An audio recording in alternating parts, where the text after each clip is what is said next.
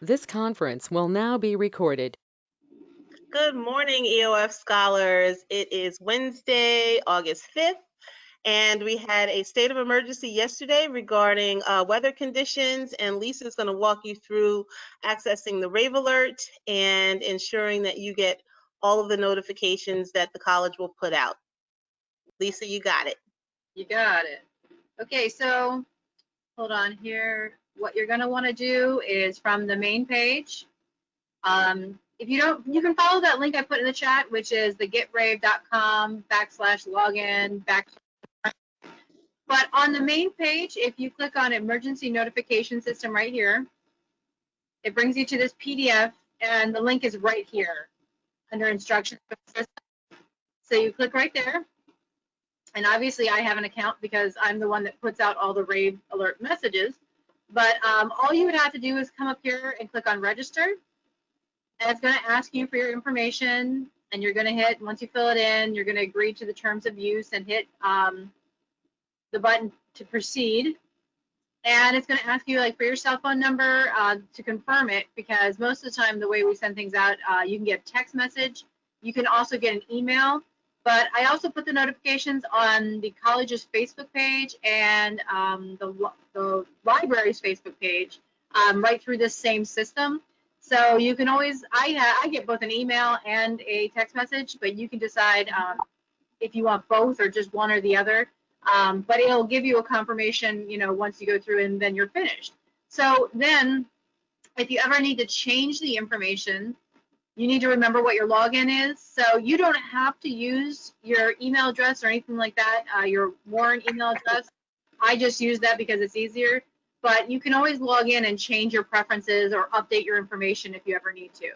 So that's available to you. The other thing is once you graduate from Warren, we don't remove you from this system because you sign up for the system yourself after you graduate. If you want to stop getting messages, then you want to go ahead and go in, log in, and delete your account.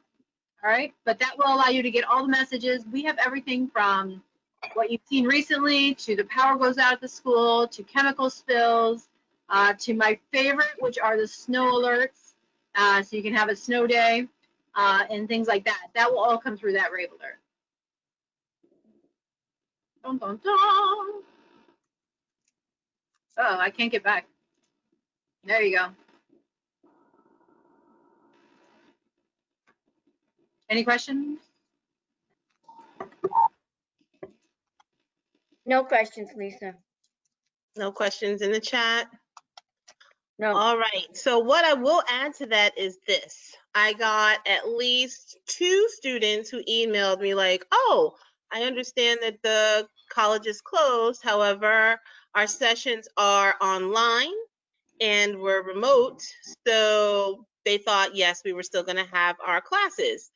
I chose as your facilitator and director of the program, say, hey, the college is closed, take the day and enjoy, you know, day off, no class in session.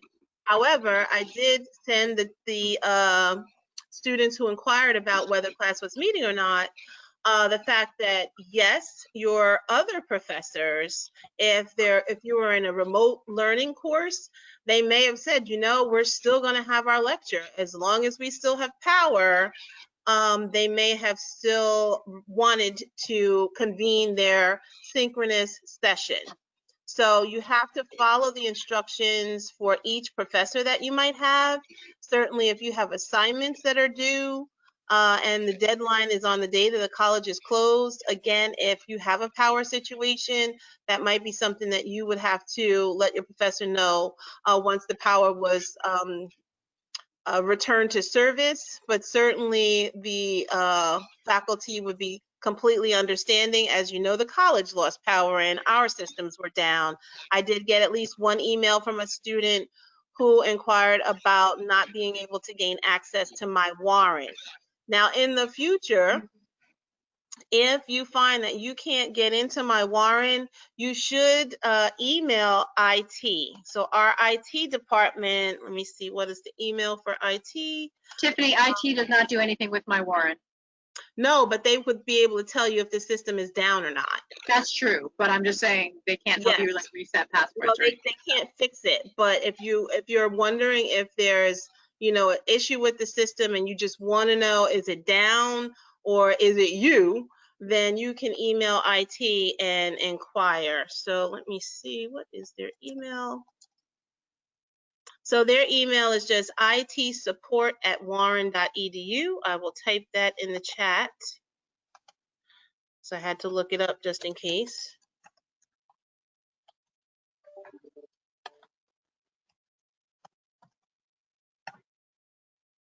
Are there any questions about, you know, what you should do if there's an emergency or anything like that?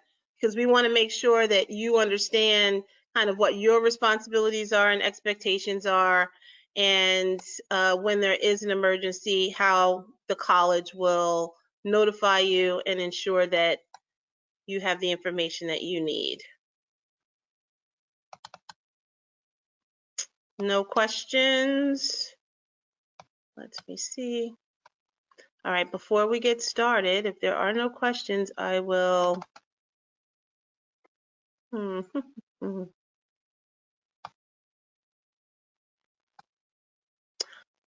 Just give me one moment.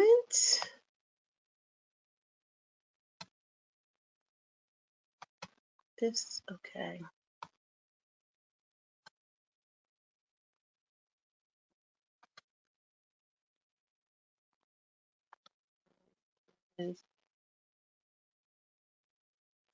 In just a moment, we are going to begin our Dress for Success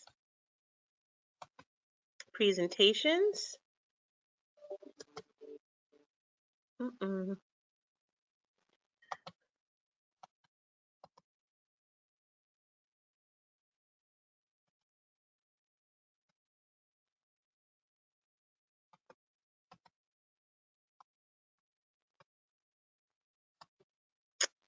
Okay.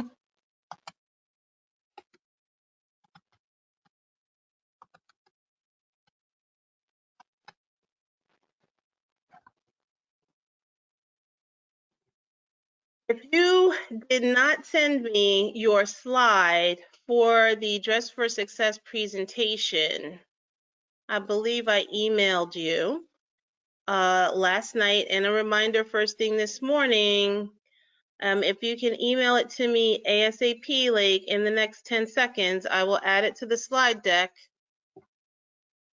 Otherwise, when we get to the end, if I haven't received yours, I'll make you a co-presenter and you can share your screen and present your slide and then send it to me. So if you owe me a slide, type in the chat that you will be sending it to me. Do we have anyone in the chat? Not yet. Okay.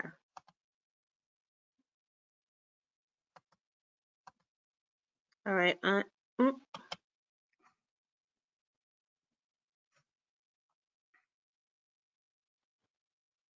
right, I'm going to share my screen and then I will start the slideshow. And so once I start the slideshow, I'll call your name because your name will be on the slide. You'll unmute yourself. You will bring your camera up, turn your camera on, and you will share the information on your slide. You'll let us know if it's a Dress for Success do or don't, or if you're representing both, which some students did, which was fantastic. You will talk through it. Barbara, your slide is the very last slide that you sent me. And so I will allow you to, once we get to your slide, you can talk about your slide. Okay. All right, screen share.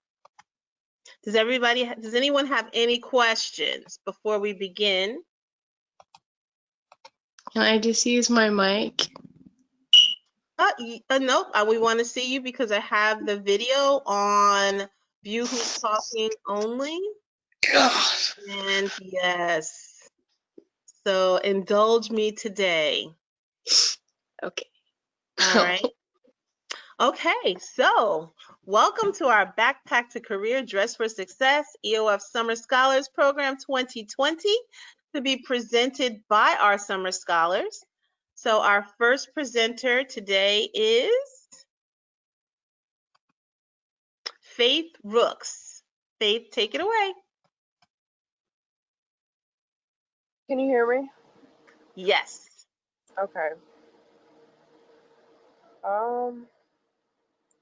Is there any like specific way I should present it, or? You're just going to talk us through what you're representing on the slide in terms of what you have here for women and what you have for men. So it's almost as if you were the MC for a fashion show, if you want to look at it like that. Okay? Oh, You can okay. take it from whatever angle you want, okay?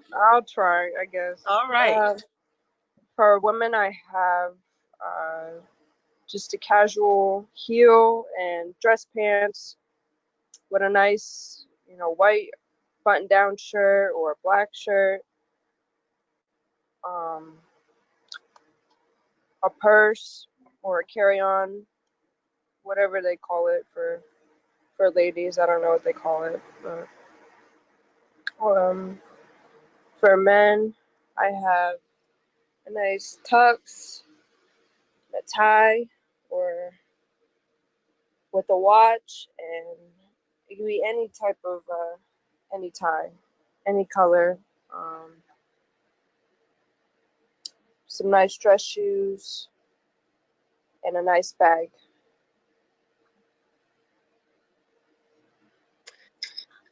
I don't know. All right, Covered it. So what I will add is that your representation of what to wear for the ladies and the gentlemen is a pretty traditional color palette, in that a dark colored suit is what would traditionally be worn to a formal job interview. Navy blue, black, dark gray. Sometimes you can get away with like a dark green if you're in a woman's suit, or a dark burgundy, but usually folks will stay with the darker, gray, blue, or black. Those are the more traditional. I mean, it is 2020. If you want to throw some pops of color in there to just, do something Right. with a little bit of your personality, that is certainly okay too. So Faith, thank you very much for being the first one to present. Next up, we'll have Ashley. Hi, I totally forgot to add accessories and all that, just slipped my mind. But I thought this looked good because it's not the traditional like all dark colors, pencil skirt and fancy top. I thought this is still pretty formal, but a different take on it, if that makes sense. Sure, definitely. Walk us through the pieces that you've selected for your interview. I chose a straight leg pant because I think a skinny leg isn't the best for an interview or anything. I chose an oversized blazer. I think it's plaid. I can't really see. I think it's plaid, but I think oversized blazers are really cool, and yeah. And then a white t-shirt because those are comfy and you're gonna be comfy and you're not gonna be like, itchy, uncomfortable in the interview. And then some nice plaid. And Ashley, what I'll add to your slide is the comfy shoes that you have presented in the Dress for Success dues. Certainly, if you want to wear a heel, you better wear a comfortable heel. But whatever shoe you choose, it should be comfortable. You never know if you may have to walk through the building from interviewer to interviewer, or even just how far in the parking lot you have to walk to get to the building. You certainly don't want to arrive and you have some brand new, really cute shoes, but your toes are dying, and that pain will translate into some of the expressions that you may make. So good job on the slide. Next up, we have Kevin. Tiffany. Yes. Kevin texted he's having internet trouble, so he can't get into the meeting.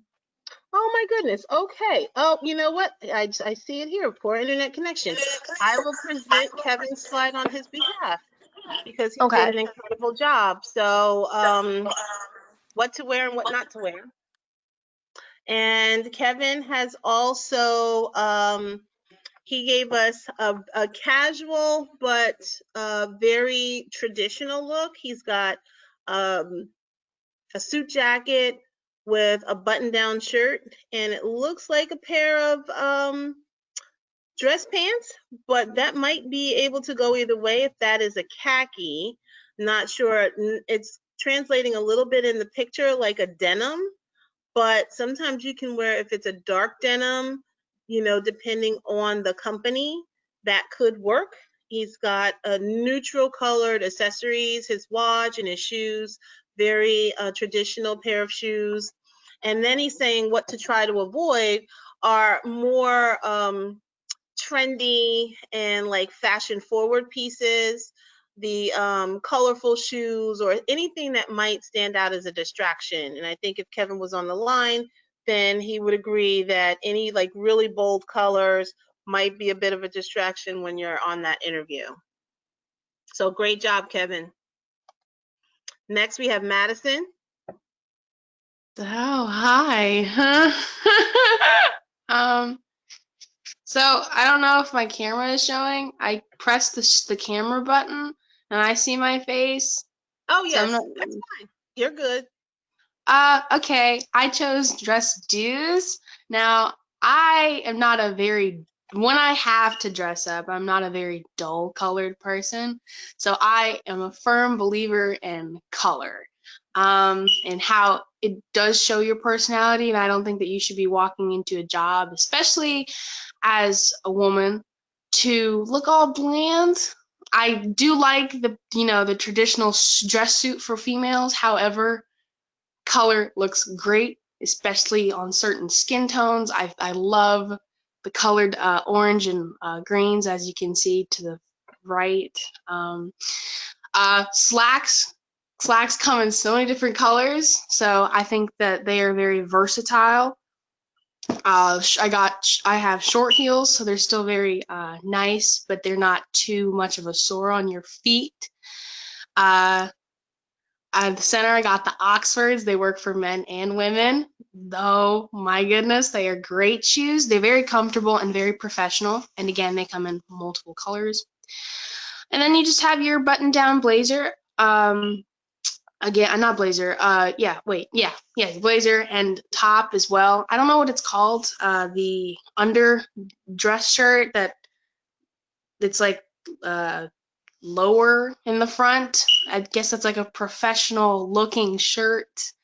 Because I see a lot of tops like that, especially on the far right. I don't know what they are called, but they go further. They're low hanging, and I don't know, they look nice.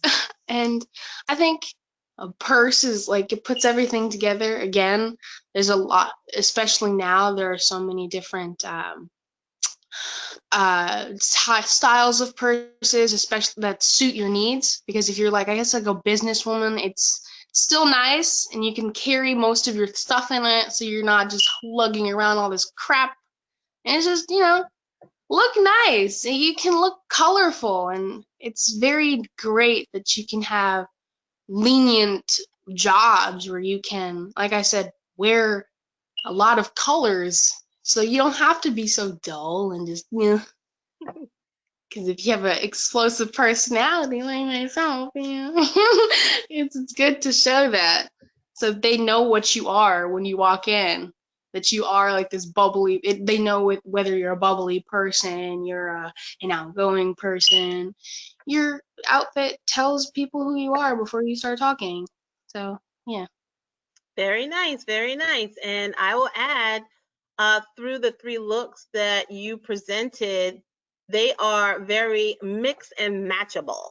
So if you added these pieces to your wardrobe, you would be able to wear the red pant with the black blazer, wear the, it looks like a more of an olive green pant with that first look. So you could mix and match everything. And while you've only represented 3 looks here, you could probably make almost a week's worth of looks out of all of these different outfits, between mixing and matching the handbags, the accessories, the jackets, the shirts, and the pants. You're good to go. And then I would even say if you had a skirt, just one skirt in there, then that would even expand the number of looks that you can make out of maybe just, 8 or 10 pieces. So great job, Madison. Next up, we have Juliana.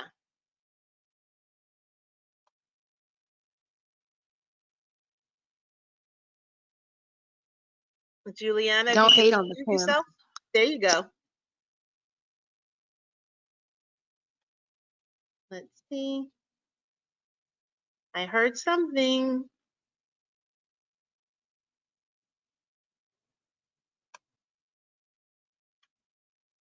Juliana, are you having connectivity issues?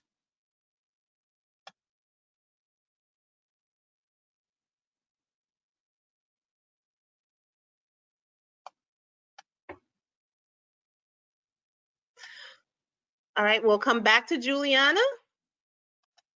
Next up, we have Melanie. Okay, so for my do's, I said like always dress like professional, but like not over, don't go over the top. Like don't show up in a tuxedo and stuff like that. Always wear like proper shaped clothing that fits you, nothing loose or like too tight, and solid colors as well. And a suit and tie for the guys. And for don'ts, like I said, don't go over the top and don't be desperate, obviously. And don't wear like your normal attire. All right, Melanie. So what I'm hearing you say, especially for the don'ts, when you say don't be desperate, you're saying like no plunging necklines, no overly skin exposure. You're not trying to seduce whoever's interviewing you. You're trying to get them to get to know you intellectually, right? But if it works, it works. Well, I would disagree. I would disagree with that. And then in the don'ts, just like you said, your everyday clothes, unless your everyday clothes are a little bit of a step up from basic denim jeans or a logoed t-shirt or sweatpants. Yeah, you want to definitely stay away from those different looks. You want to be elevated, more in line with what you have in the do's. So great job, Melanie. Next up, Nimrose.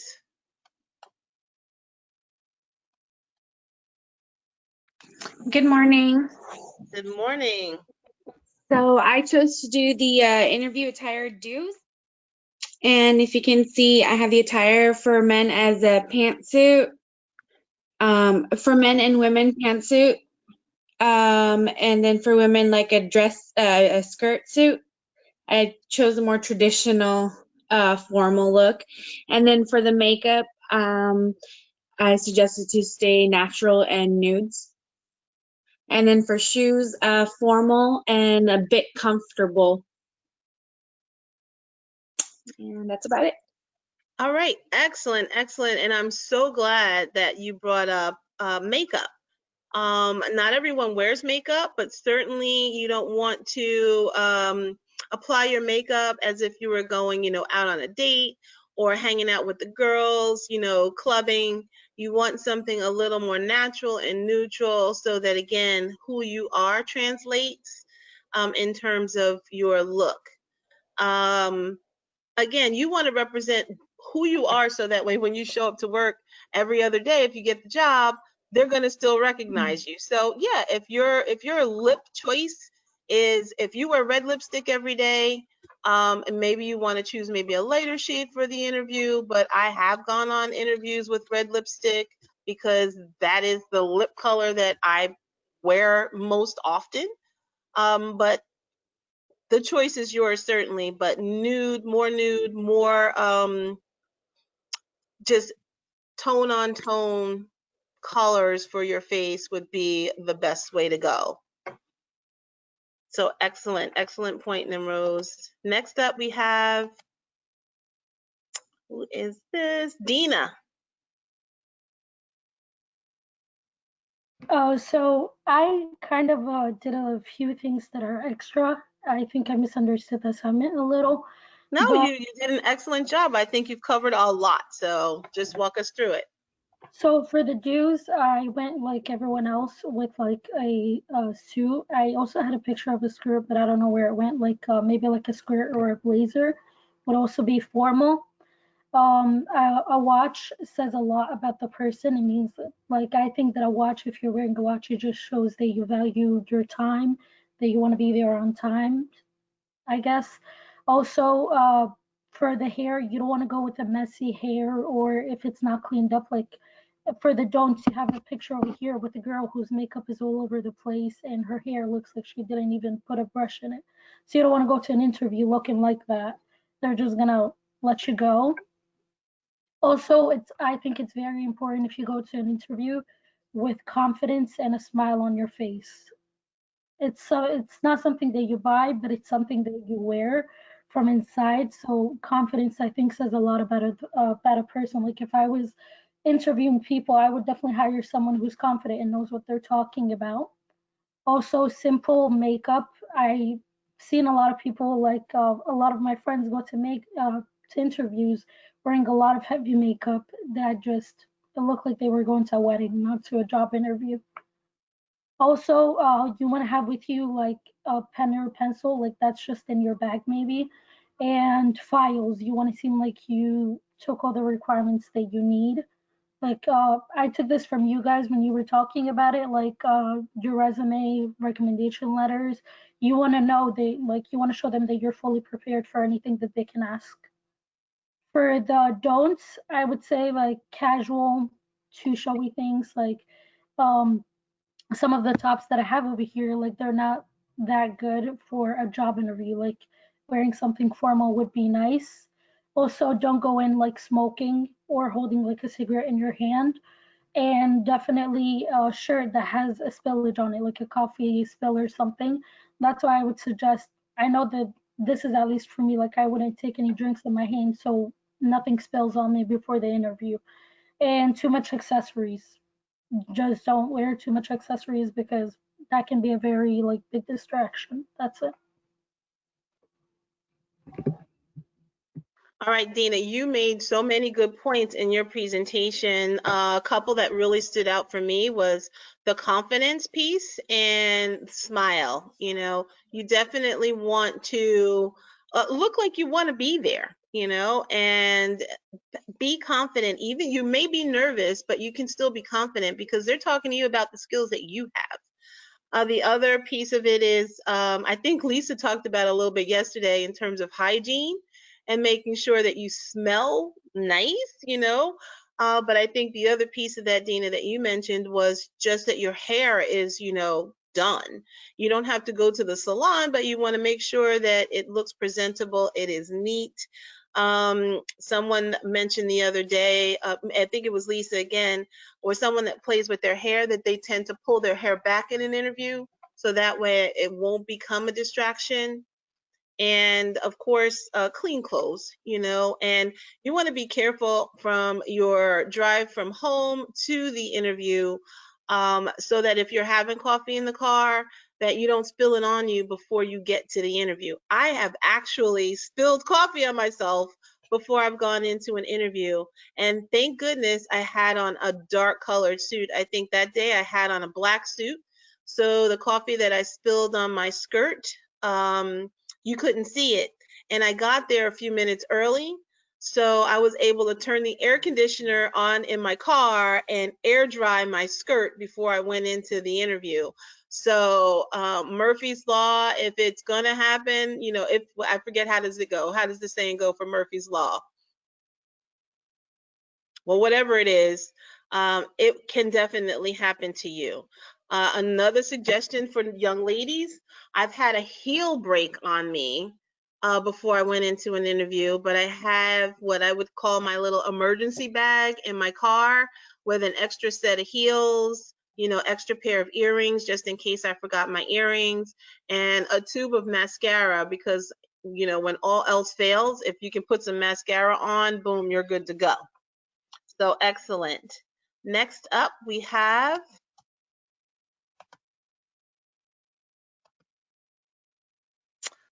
let's see, this is Aaliyah. Hello. Hello. I want to do something a little different. So all these clothes are from Kohl's that I found online, and I thought I would like to put the price in for people that were interested.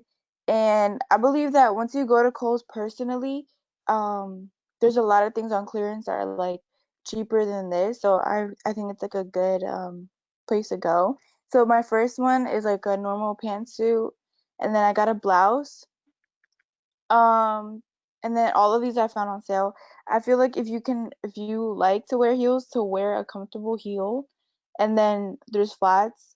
And then for the jewelry, I try to go a little simple, but also look professional. So I got like the fake pearls, and then like a nice bracelet cuff, and then the necklace not too long, just like a perfect size for the neck, and because it shows a little bit different little twist on the outfit and makes it look better.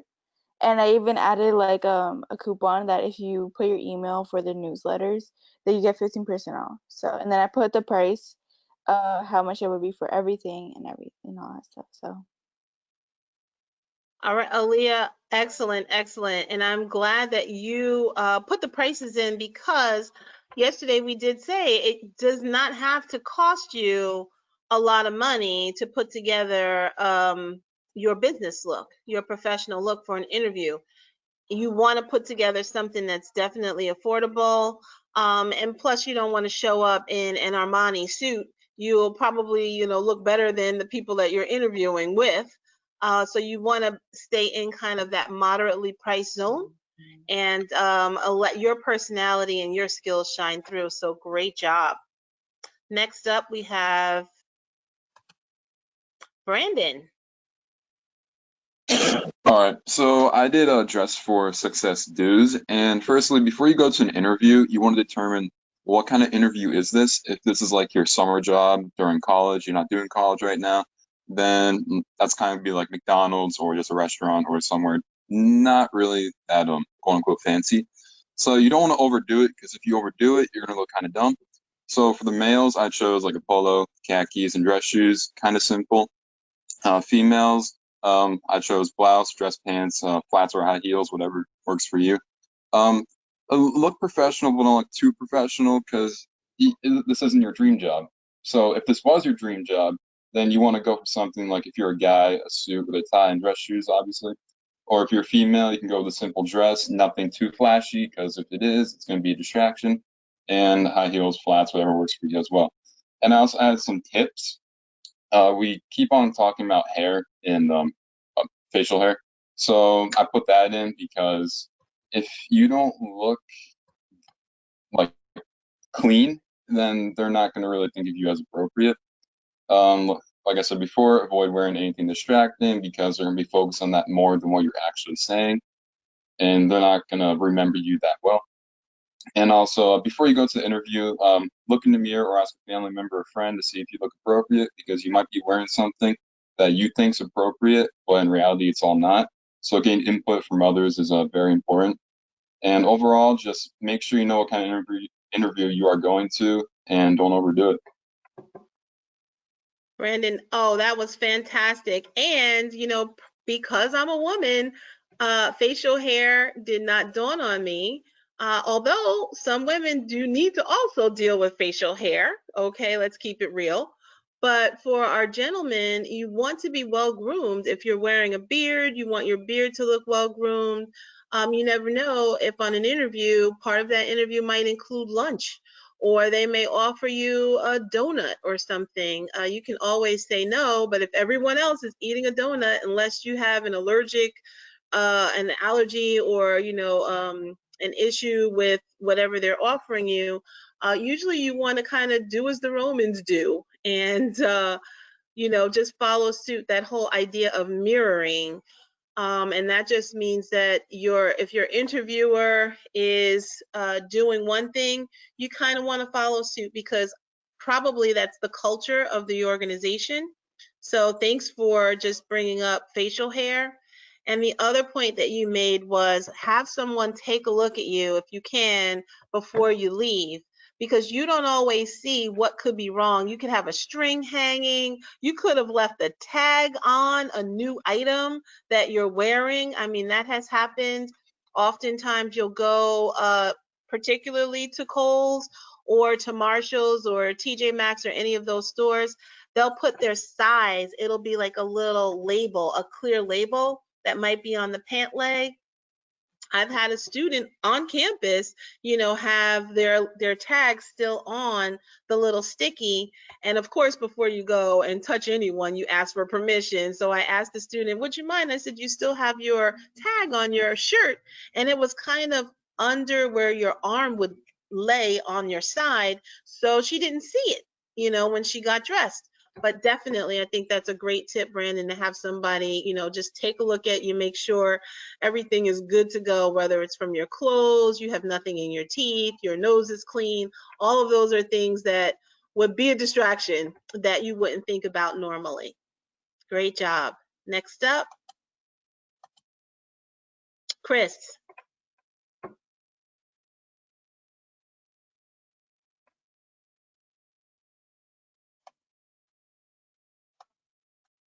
Christy, are you there?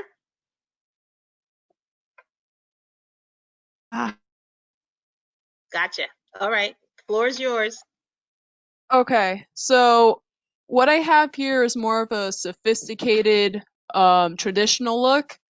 So I have a watch for, the people to check on the time rather than looking on their phones, because, person who's interviewing you, they might think of you as, the wrong impression of being on your phone for a long time while in a waiting room of some sort. I don't know if you guys can see, but I have a white blazer or a white jacket, over there. I don't know if you guys can see it. I have a simple black dress. I think black heels are like alligator texture skinish like. And I have a black Coach bag, simple but pretty earrings and glasses. If you guys wear glasses, you have simple glasses. Yeah. All right, Christy, I have to tell you, when I saw your slide, I was like, oh, I would wear all of that, Yeah. Definitely. And a black and white look is always really nice. It's crisp. What I would add, if you had a dress with maybe a cap sleeve on it, then Yeah. if it was warm during your interview and you wanted to take your jacket off, your arms wouldn't be so overexposed, right? Yeah. So a little cap sleeve goes a long way. And you could also then wear the dress without a jacket. Put a little pair of pearls on, or, a small necklace, cap sleeve, and you're good to go. You could even, with that same dress, if it had a cap sleeve, just for interview purposes, because I think the dress is amazing for every day anyway, but you could also change the look with a belt. If you put a belt on, if it had a cap sleeve also. So Yeah. very good job. I think that this look could work for pretty much any young lady, any woman who wanted to look professional for an interview. Thank you. All right, next up we have Eileen.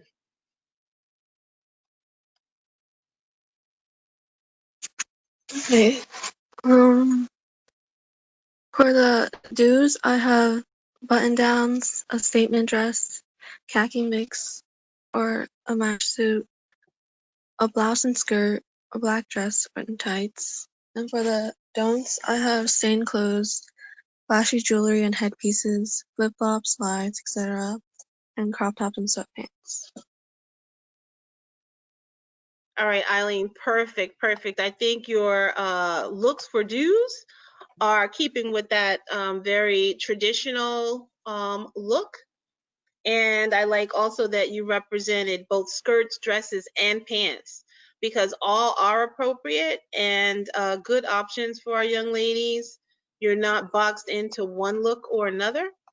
And for what not to wear, yeah, you have time to really express yourself with your jewelry and headpieces outside of work. But definitely you don't want to be too comfortable. No, again, appropriate skin and a crop top would not be appropriate. Flip-flops, slides, Crocs we talked about the other day. And to just address stains again, clearly you don't want to leave out of the house with stained clothes on. But if a stain happens between home and your interview, another really good tip is to just have a Tide pin, one of those Tide stain remover pins. Have one of those in your car or with you when you're on your way, just in case. You never know. And young men, I mean, I would say also, be cautious not to put your pin in your pocket, because if you leave your pin open, you could find that now you have an ink stain on your shirt, on your button-down shirt. And if you're not wearing a jacket, then that's going to pose a real problem for you. And a Tide stain remover pin is not going to get an ink stain out. So those are just a couple of things to remember. Great job, Eileen. Very good. We're going to move on. And next we have Shalama.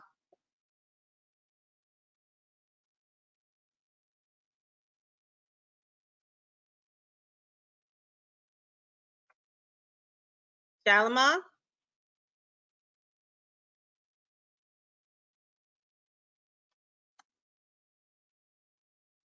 All right.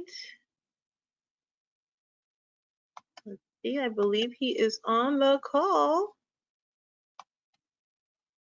Perhaps he stepped away for a moment. Let me see. Is he on the call?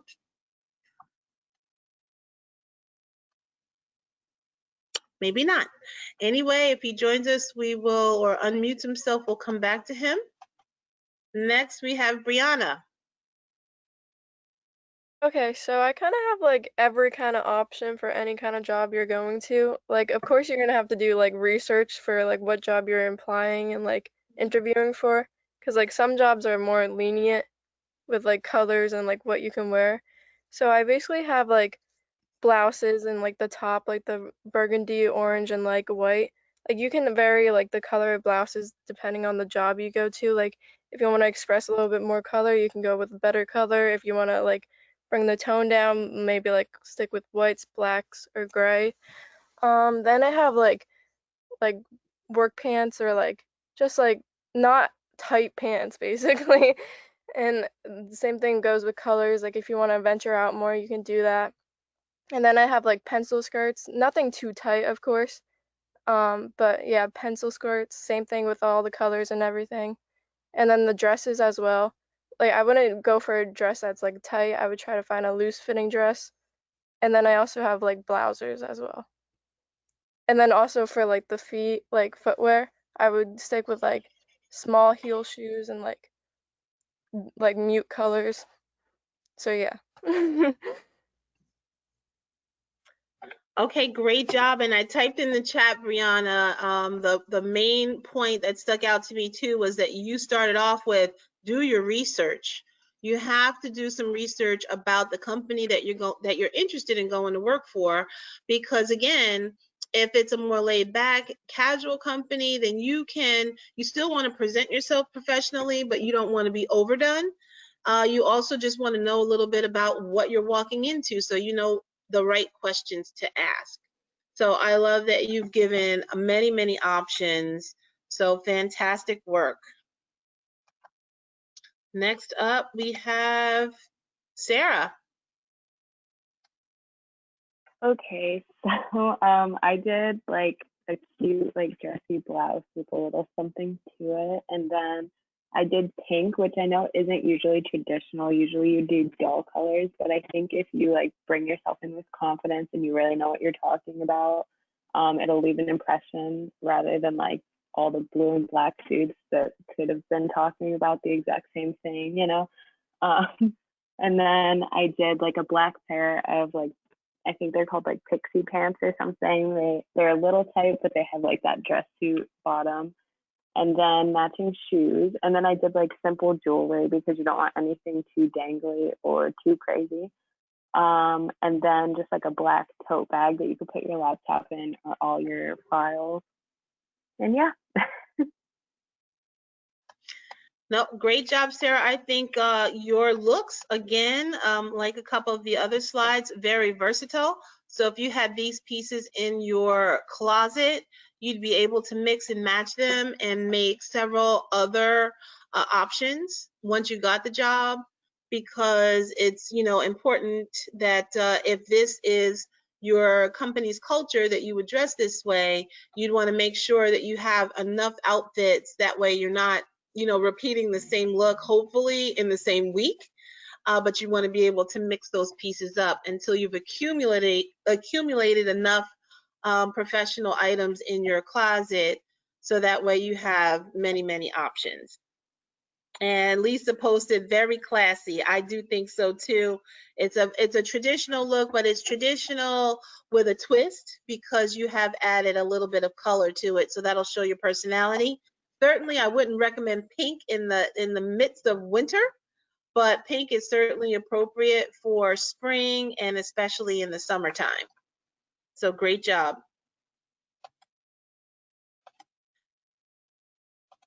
All right, next we have Edward. Yeah, most of it's already been covered, but a pretty basic, you know, button-down shirt, slacks. Make sure they're pleated if they're pleated. Make sure you press the pleats. Always wear a belt. Always wear a tie. You can ditch the blazer, but you should always have a tie on. Another big one nobody's actually mentioned is for men. You always need to wear dress socks. Don't be the person going to an interview in white athletic socks. And a watch always is a good indicator that you're a punctual person and like to be aware of what time it is, especially in an age where everybody has the phone and they rely on their phone for the time. Great points, Edward. And, you know, at the end of the day, the watch does send that type of message. I think especially if you have an interviewer of a certain generation, you know, things that are important to maybe someone that's over 50 might not be as important to a millennial, you know, someone 27 or 32 who might be the supervisor and they're using their phones too, you know, to sell time. So again, doing the research is key, like Brianna indicated earlier. And I think the other good point that you made is if you're choosing certain clothing types, making sure that they're appropriately pressed. So you don't want your pleats all puckered out and all over the place. And if you have a certain type of collar, you want your collar pressed. And then the other big one for our gentlemen especially, you don't want to be caught wearing sweat socks or your white, you know, athletic socks to an interview. You should definitely invest in a couple of good pair of professional black or navy blue socks. Great job, Edward. Oh, you want to add something? I forgot I put the dude from the Notebook there just as like a general idea of being well groomed. Like you should have, men typically want short hair. I used to work for one of my executive chefs, hated people with man buns. He wouldn't hire them. So. And again, that's part of the research. I mean, you might not know that, you know, that person has that particular dislike. But again, if you're going on that interview, if you stick as closely to a traditional look, you should not have a problem with more trendy hairdos or outfit pieces. So great point. Next up, we have Megan. Hold on. Can you see me? I can hear you the way I have it on my screen. Maybe other people can see you, but just don't worry about it. Go ahead and present. You're good. Okay. I put that you shouldn't wear ripped jeans because it's not very classy, and sweatpants. That especially because it's sweatpants are not professional, and that you shouldn't have any skin showing or any cleavage showing, and then don't show up in sneakers or flip flops, and don't have big hoops on. You could have earrings, but not gaudy earrings. That's basically it. And then your flip flops. Yeah. Bye, So Landon. great job. I mean, these are definitely examples of, perfect examples of don'ts. While some of Yeah. these pieces are great for every day or hanging out, Yeah. you want to take it up a notch. Yeah. So great job, Megan. Thank you for sharing the don'ts. I believe that the don'ts are equally as important as the do's because, for some individuals, they may think that, hey, this works for me, but to hear from your peers, yeah, we're all in agreement that these looks do not work if you're trying to, leave a good impression, a good professional impression. So thank you, Megan. Thank you. Next up, we have Jabari.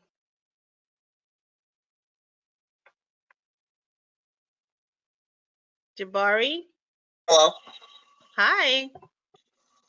Hi. So what I have here is just quite pretty simple. More for like I was thinking in my head of like a summer job, more like business casual, in my opinion, with like sweater vest, like watch, nice.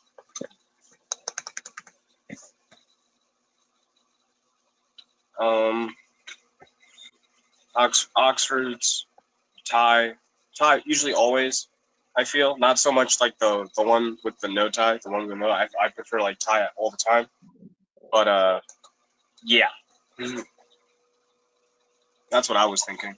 But this is more for like a summer job. Obviously, I think for like a dream job, like other people were saying, like suit, all the other stuff for like guys. Awesome. I think all of these looks look really, really great, and they're transition pieces. So guys, if you had these pieces in your closet, you'd also be able to mix and match them for your personal life. If you are going out, with your friends or out on a date, you'd be able to still use these pieces because they're still very stylish, but they're versatile. So great job, Jabari. I don't know before Barbara goes into her slide. Hold on 1 second. I have one more student. And Juliana, just so everyone knows, is having some connectivity issues. Let's see. Patricia, did you send yours to EOFP? Let me see, or to my... I'm checking my files for your slide. I think you must be having a problem.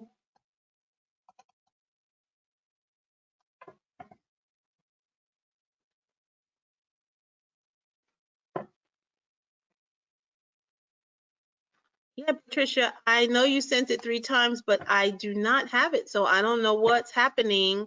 Are you on your computer now? Yes. All right, I'll make you the presenter and you can share your screen with us, okay? And then we'll figure out how to get your slide to me so I can add it to the slide deck. Okay? So I'm going to make you an organizer and you should be able to share your screen right now. I'm going to stop sharing mine. There you go. Can you see mine?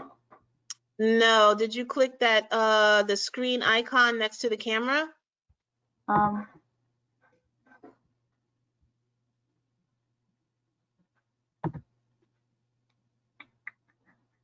on a second.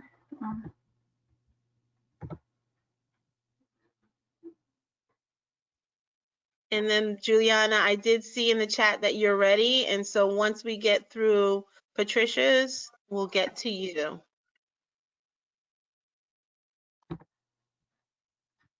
Okay. Can you see it now? No, nope. Okay, look, when you go to share your screen, you click that share screen button, you have to click share again. So Okay. you have to click it twice. And then once you click it the second time, your screen should show up on your...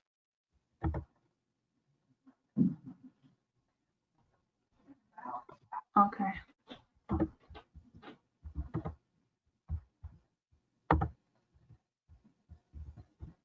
All right, there we go. So we can see your screen. Make it full screen. Okay.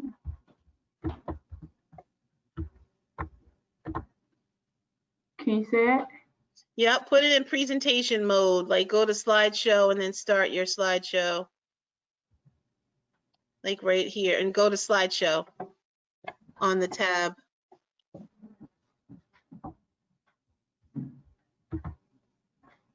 Okay. I cannot see your side, so hold on.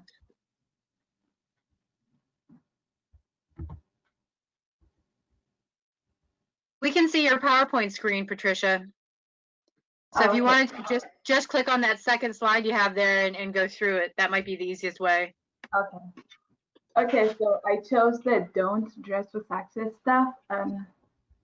I chose this dresses because you cannot leave your hair like that messy and then wear something short to work. You cannot be in your pajamas and you cannot wear like flip-flops to like a job interview. You have to look presentable. So and then I have like another picture of the girl in a red dress. It's like a little presentable in my opinion because it's not too short, it's not too good, but at least it gives you like an idea of what I'm trying to say. That's it. Patricia, what I will add, and you made a comment about pajamas, we didn't talk about virtual interviews. And so I believe post, COVID-19, a lot of your first interviews may be a phone interview or a video GoToMeeting or Zoom type of interview where you have to make your first impression, just as we are in this platform. And you'll have to have your confidence and your smile and all of your knowledge, skills, and abilities shine through. And I know for some of us right now, it's like, professional on the top, pajamas on the bottom. If you're doing an interview and you're in a virtual setting, I would say you want to be fully dressed. Okay. You never know if they may ask you to, whatever they may ask you to do. If it's stand up or whatever the case may be, maybe the difference in who they'll choose, if all things were equal, if they just said, oh, just stand up, you stand up and you have pajama bottoms on the bottom and you're the only one with pajama bottoms on the bottom, maybe that's something that's how they're going to eliminate. Who knows, right? But I think you just want to be head to toe professional, whether it's a virtual presentation or a virtual interview or you're going on site for the interview. So great job, Patricia. Thank you. I'm going to take over the screen again. Yeah. And I'm going to get back to Juliana's slide. Let's see.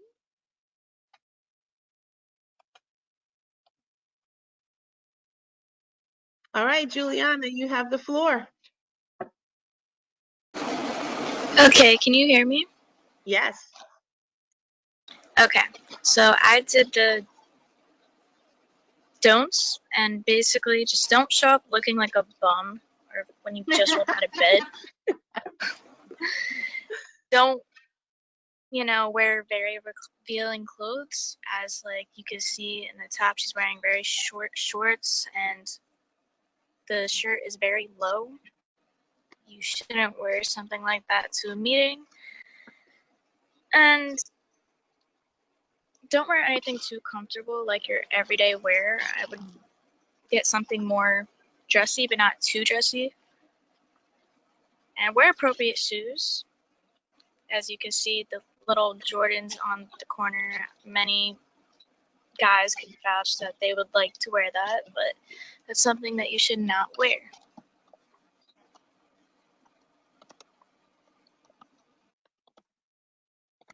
All right, Julia, I think you covered all of the don'ts. It looks like you even have one of the guys, he looks like he's in a costume of sorts. So you definitely want to steer clear of any costumes unless you're going on an interview where you're going to have to be a character, okay? But the casual wear, you definitely want to steer clear of that. And unless you're going for an interview at, oh gosh, what's the name of this place? It just opened up in the center of town. Like, if you're going to interview at like Gibson's gym, you still want to dress up a little bit, but maybe knowing the culture of a gym or of any type of athletics company, facility, you can probably dress down a little bit, but I'll just take it back to Brianna's point of do your research. You want to know what the culture is there. So great job, Juliana. And Barbara, we are going to get right to yours. I don't think Shalima joined us. And Barbara, you can go ahead and make these points, some of which we have not talked about, so that's great. Okay. All right. The closed ones we've already talked about. What I did is arrive a few minutes prior to your appointment. If you're going to be late, call them. Also, what I would do is do a dry run like a day or two beforehand so you know where it is so that you won't freak out so much because you're going to be nervous to begin with. I did socks that match. Most of the time people, especially guys, if you're wearing socks, nowadays they don't match usually because, that's the culture. But make sure you have socks that match. One thing if ladies are wearing pantyhose, make sure you're wearing pantyhose that have no holes in, or if you need an extra pair, make sure you put one in your purse. Research for the company. This is a great tool for you, especially like I'll take persons, drone people. You're going to a job working for a drone company. Research them a little and see what they, as a drone company, what they do. Is it just manufacturing them? Is it taking care of them drones? Is it going out to different companies? Do a little research on them so that you know kind of what they do in case because a lot of times they'll ask you questions about their company. You at least will have the answers ahead of time. Handshakes is a thing of the past almost now. It's going to be a bum shake, elbow shake, something like that. Make sure you always have your another face mask clean in your purse or in your pocket so that if you have lipstick on it, it's not going to smear or something. The one other thing I would say, do's, thank you notes. Thank you notes, you want to do a thank you note to the interviewer. Thank you note to anybody else who you spoke to. And do it right away. Doesn't have to be a long note, just to say a thank you note. Thank you for taking the time to interview me. Don't. Definitely no gum chewing. Don't ask the salary. They'll tell you. Yeah, you want to know the salary, but you know what? Don't be too aggressive on it because it could turn them away. That's my do's and don'ts. And Barbara, you brought up some really, really good points. A lot of things that we had not touched on, particularly in our current climate, having an extra mask on hand, because I think that it shows that you're responsible also, that you're, showing up with the appropriate PPE.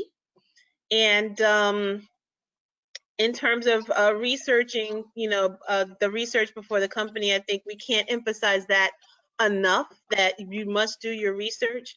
And I know you did say, don't be late. And then earlier you had said if you're running a little late, sometimes it's unavoidable. If there was a car accident that day or, anything could have happened. You could have gotten a flat tire if you had a slow leak and you haven't been staying on top of it and your tire goes flat. You definitely want to let them know, what is going on. And most of the time, if you let them know, they will be more than happy to say, okay, whenever you get here, we'll be fine. Just relax, okay? As long as you tell them, they're okay on it. Correct. And then I was going to make the point about salary. So there's a lot of online platforms right now. I think Indeed is one. There are a couple others where you can actually go and do a little bit of research about,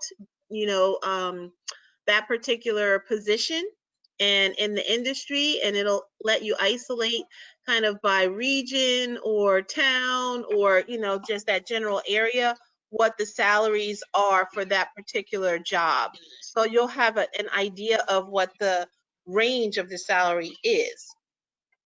So when you're made an offer at some point, within some scope, you would know, okay, if they're offering you for a certain position, say, $50,000 for that job, and you wonder, is that in the range? That's when you're able to better gauge where you want to be. Some positions are not negotiable. The salary is the salary. So you definitely want to know. Okay, great. Lisa also posted glassdoor.com. So Indeed is one and glassdoor.com is another, where you can get that kind of data to let you know how much a position pays. And usually it's based on level of experience, which is really, really important. I know when everybody graduates from college, they think they can be the CEO of a company right off right out the gate, right off the top. You can run the whole business. Well, usually you go on these these entry level positions, the salary is, equivalent to the level of experience, and usually you may not have a lot of experience. So don't be, disappointed if you're not making six figures in the first position that you go for, because over time, as you gain experience, you'll be able to command a higher salary based on that experience that you have. Are there any questions? Oh, go ahead, Barbara. Nope, Lisa. Oh, Lisa. Both Indeed and Glassdoor also allow you to search for jobs in your area based on zip code or town. So they're a good place to also find jobs, especially in more of the corporate kind of world. So if that's what you're looking towards, it's great. I also recommend, if you know what kind of profession you want to go into, to try to find opportunities to shadow people in that profession, or to even work an entry-level job within a company that mirrors what you want to do, or even an unpaid internship. The reason being, a lot of people think they want a certain kind of job, but once they get there, they realize it's not what they want. And so the more practice you get and the more you actually get your hands into that kind of a thing, then you understand the job and what it takes and entails, and you can see if it's going to be a good fit for you. And unpaid internships might just be an hour or two a week where you just shadow somebody or make copies, but at least you're getting an experience to know what it is you're going to get into if you pursue that in the future. And I'll make a side note for the people who are going into the medical assisting degrees or certificates. You will be having what they call internship at a doctor's office, and most of the time the internship will lead you to a full-time position at the doctor's office, or if it's at the hospital. So they are, for medical assistants, the internship is fantastic way of opening doors for yourself. The other thing that I will add to what Lisa was also saying is an information interview. If you're interested in a company, especially while you're still a student at Warren County Community College, and you want to know, what are the knowledge, skills, and abilities that I need to obtain? What experience do I need if this is a company that I'd like to work for in the future? And the easiest way to do an information interview is networking. If you know someone who knows someone who works there, and they can say, oh, Megan, I want you to call my friend who works in the manufacturing department at, M&M Mars. And that person will be more than happy to share information with you about how to get your foot in the door at the company. That is an excellent way to, initiate that first point of contact, but get a lot of information that you can use in your future. And maybe you'll even gain a professional mentor out of that conversation. So it's definitely sets you up for a win-win situation.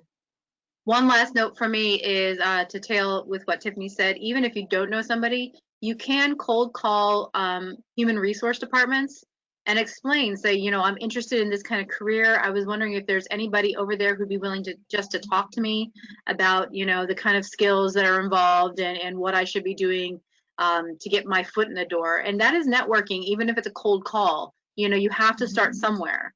And so most places, it's not going to cost them anything, and they'll have somebody who probably really loves what they do and be glad to talk to you about it. And speaking of love what you do, people who love what they do, when you call them and you want to talk about it, they are excited. They are very excited. They want to share. They're happy to get you into the field because, you know, it's something that they're passionate about. Particularly, I have a good friend of mine. She is one of very few African American women who work in commercial real estate. Okay. And so she has, you know, her passion is she actually runs a camp where you can go and learn the fundamentals of commercial real estate. This is her life's work. So while it's her profession, she also does whatever she can to try and promote this field to other students of color, particularly because there are very few represented in the field. But she's happy to, especially for our young women, because it's a male-dominated field. It, you know, doesn't matter, you know, who you are or what walk of life you come from. She wants to help anyone who's interested in getting into commercial real estate. She's the one that she's like, I'm here, send them my way. And so there are certain people in your life circles that already put it out there, you know, that they're open to mentor students or have these types of conversations or come in and do a presentation to a group that would be interested in a particular field. So don't hesitate to ask. I guess that's the point when it comes to things that you're interested in and who might be able to help you. You never know. Your professors, while they're your instructors for this particular class, they're also professionals in different fields also. So talk to your professors about what they do when they're not teaching, because maybe they can connect you with some resources outside of the classroom. So round of applause to all of you for an excellent presentation. I hope you learned something from this. When you get the recording, you'll be able to play it back and have a great resource in the video, but also in the PowerPoint presentation that I will share with everyone. Okay, so our timing is perfect. Actually, we're just a little bit over. Lisa, you have a presentation today for us, right?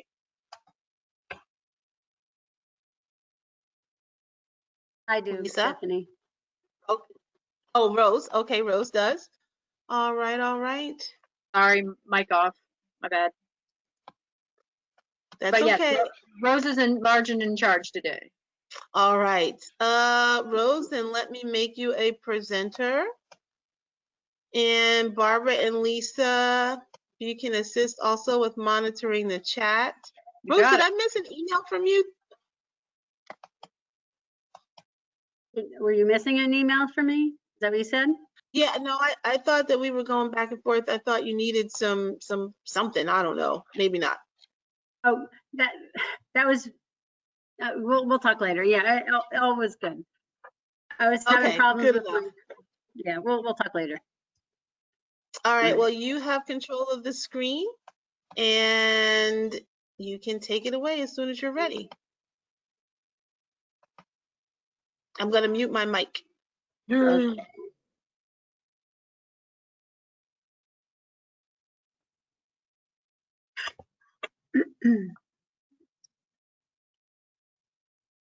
That's a pretty background, Rose.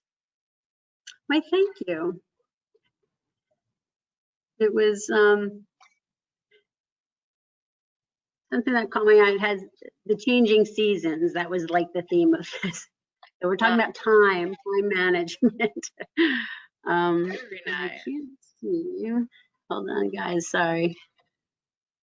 I can see you're at work as well at the college. Yes, I'm on campus today. ISD. Whoops. Come on. All right. So hi guys, I didn't get to hear all of your presentations, but that's always an interesting topic, the do's and don'ts of dressing for success, right?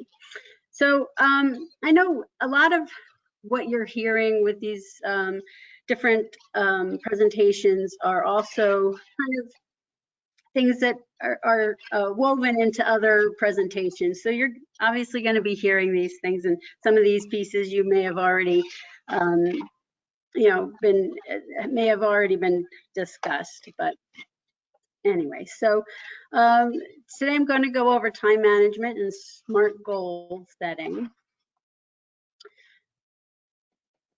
So time management in a nutshell is using your time well, right? Whoops, I don't know what that is. So we all have length, width, height, and duration. It's the reality we live in. We can see and experience these directly, but time is hidden.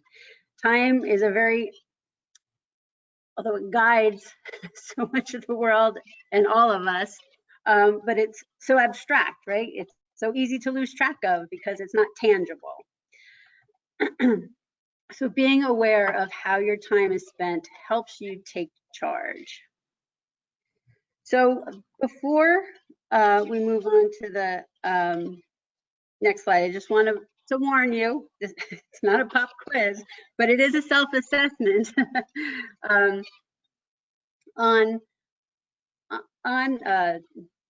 time management. So there's 10 questions here that I'm going to read to you. And just answer a simple, just jot them down, a simple yes or no. So have a piece of paper and a writing utensil and write down either yes or no for each question.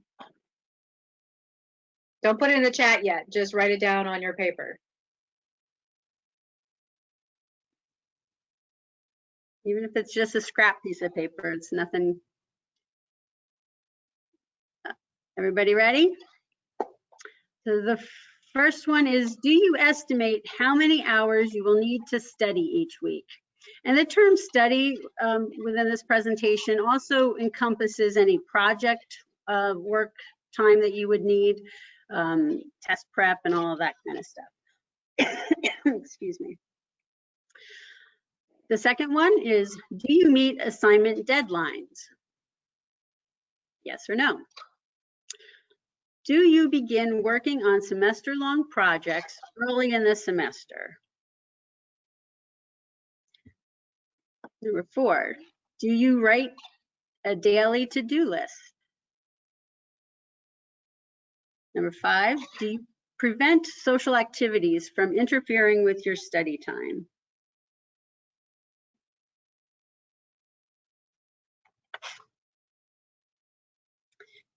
Do you have a job that requires fewer than 10 hours per week?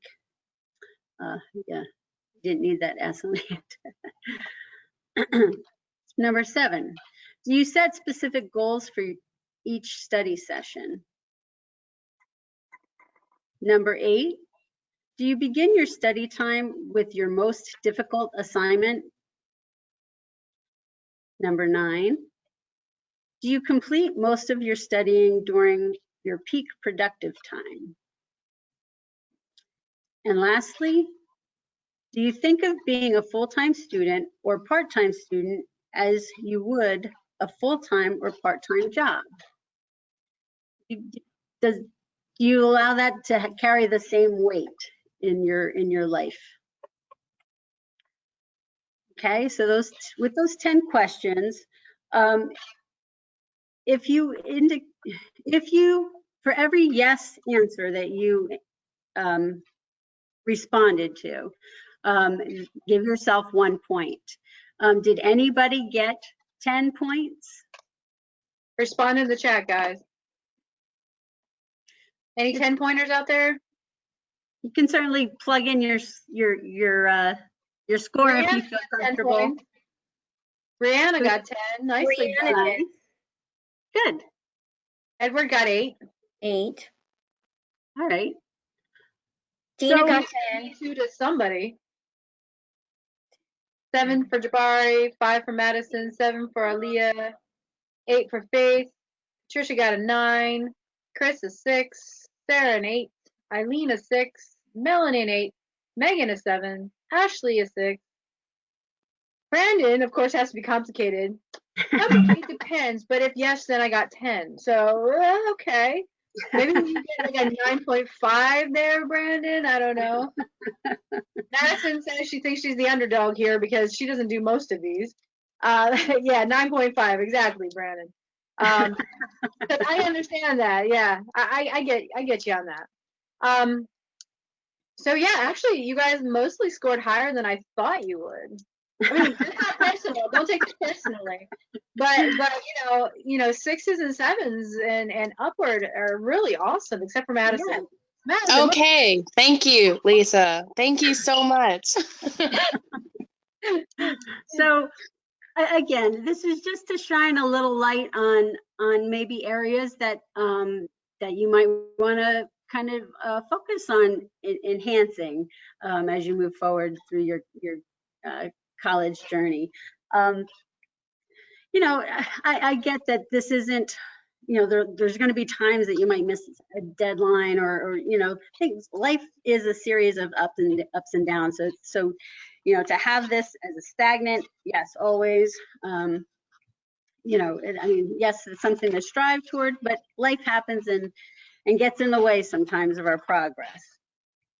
All right, so the next couple of slides, I compiled some time management strategies that may help you increase your productivity in the areas that you might not have scored a yes on.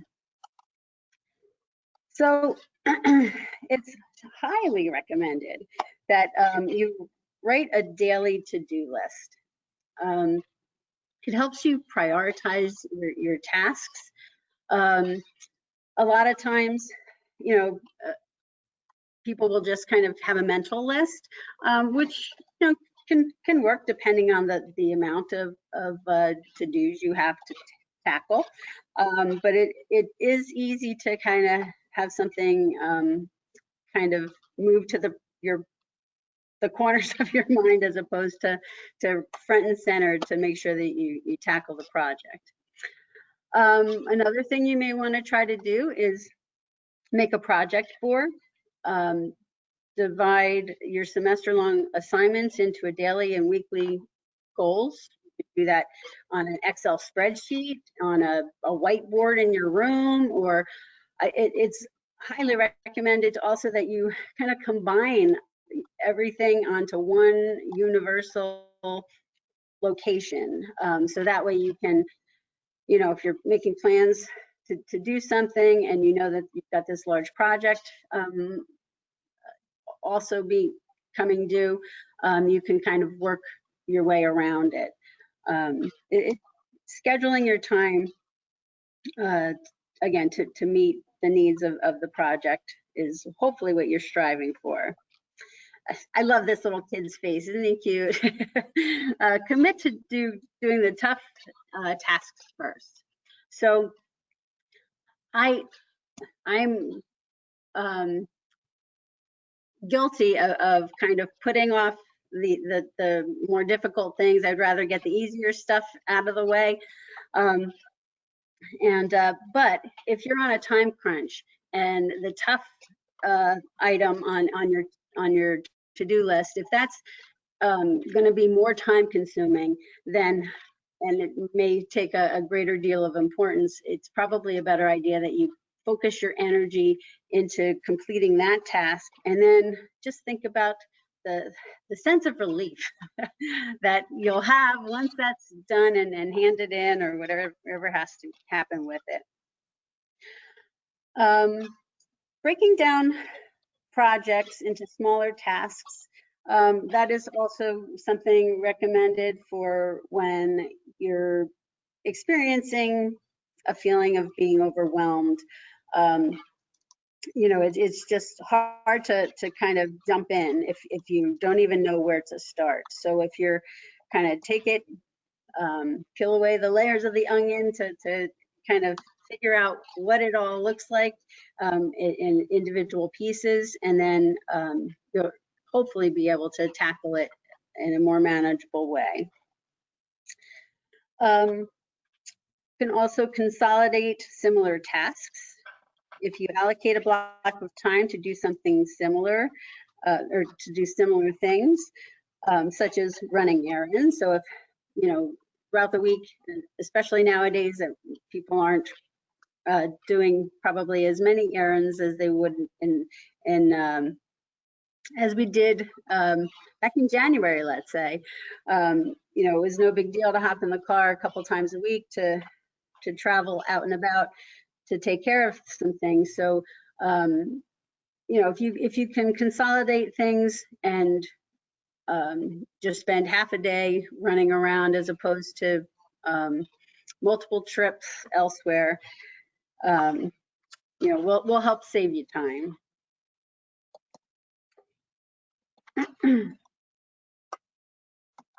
Rose, I just shared with them that to-do list that I think you and I both use, the one that I use at work. Mm-hmm. You use that one as well, correct? Sometimes. Sure. It is a great one. It is a great one. I have a tendency to end up using Post-it notes too. Rose loves her Post-it notes. Let me just tell you. I do, and I apologize to all the trees out there, but she has Post-it note trails that go up and down. And that's also a great way to do one of those project boards too. You could kind of rearrange things so it's not, if you have a series of Post-it notes available to you that you can color code things, and I can't read what it says. That's just my Post-it notes. A nice blue color because blue's my favorite color. Nice. But whatever works for you, and if you haven't tried it, some of these suggestions, I encourage you to give it a shot and see if it's something you can kind of build into your day-to-day life. So, in addition, there's a study at your high energy times. So if you're a morning person, then I would strongly suggest that you maybe get up a half hour earlier to be able to, review a chapter or, work on a paper or something that you're bright-eyed and bushy-tailed ready to go to do, as opposed to the wee hours of, the night or early morning when your body and memory is just not as receptive. You're going to take twice, maybe 3 times as long to attempt to complete the task at hand because your brain cells are just not functioning at its optimum level. So could everybody just write, as Rose is talking, what your peak energy time is in the day? Just put it in the discussion board. I'm just curious. Good idea. I feel like Lisa's gonna make fun of me, so I'm gonna keep my thoughts to myself. I'm not gonna make fun of you. The bully here.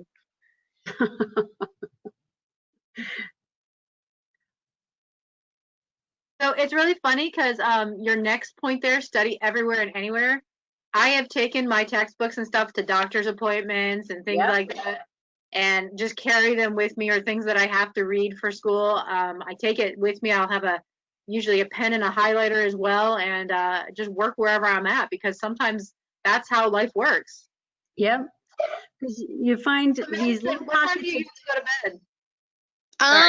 Well, when I'm not with my male friend, I go to bed like at around 3, 4, 5 in the morning. But this dude makes me go to bed at 9 p.m. Like, who does that? Patricia, you're another midnight kind of person. Wow.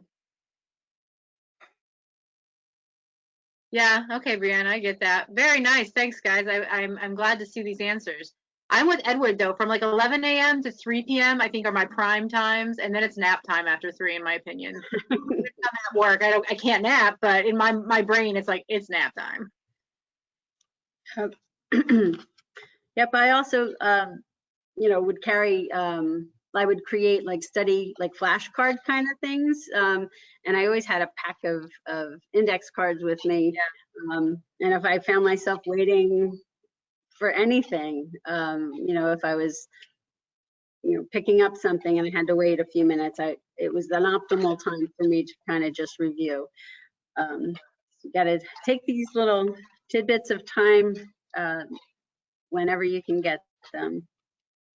So studying in short segments throughout the day is also more effective than a single marathon study session, because again, your brain just will retain more to take the breaks. And like after 20 minutes of reading or studying, just get up, stretch, take a brief walk, come back and just kind of revisit it again. By getting organized, that saves time and ultimately reduces one's stress. If you're able to lay things, everything that you need for the next day, get that all prepared so that it's just an easy pickup and out the door you go. And also, if you're doing online courses or anything that even a workstation, wherever that may be, at your own job or at home, you want to make sure that your physical space is organized in a way that you can, if everything has its place and everything's in its place, when you're needing to I don't know, do whatever, you staple a document, you know where your stapler is. You're not going to be spending time searching for something like that. Or coming across the hall to get a stapler from the library. Exactly. So one thing I do want to say about get organized and the to-do list is that you can start tomorrow's to-do list today, in that you might know, okay, I'm not going to get this part done today, so I'll put it on tomorrow's list, things like that. And if you have like a daily planner, that allows you maybe to break up, like, okay, this is where on Wednesday I'm going to do this, even though it's only like, or today's Wednesday. So on Friday I'll do this, and then you can start to put together your list for each day in advance and move things around as you need to.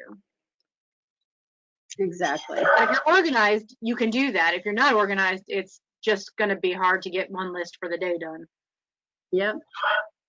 It'll be chaos. Usually. Exactly.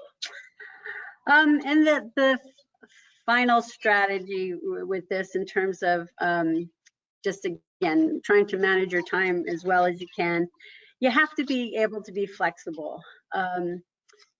Sometimes things will happen in life that just kind of throws off your game plan.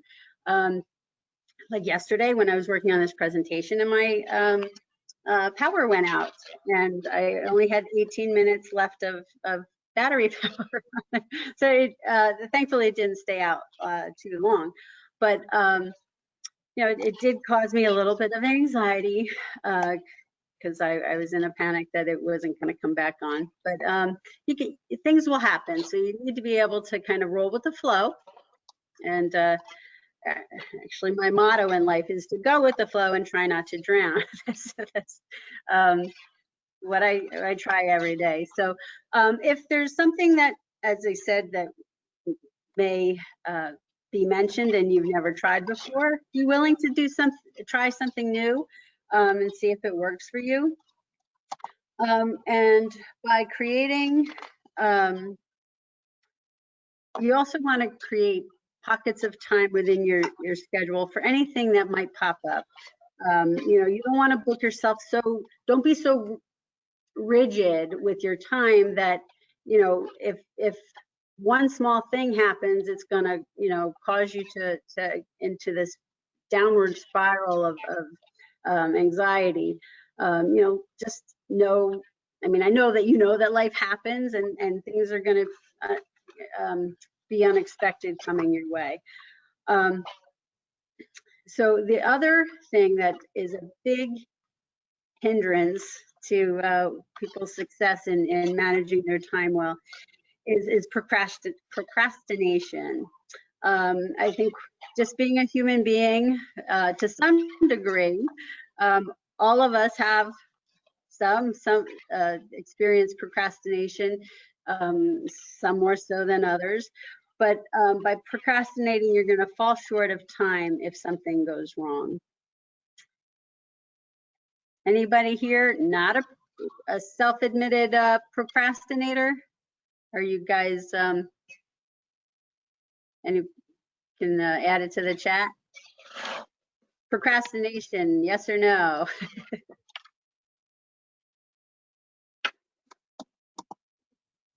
Brandon does not procrastinate. Sarah does. Edward does. Eileen does. Dina, yes. I kind of think, like, my opinion is like procrastination is human nature for some reason. Mm-hmm. Oh, Brianna does procrastinate, but she does it effectively. Nice answer, Brianna. Effective procrastination. What can you expand on that? Can you enlighten us?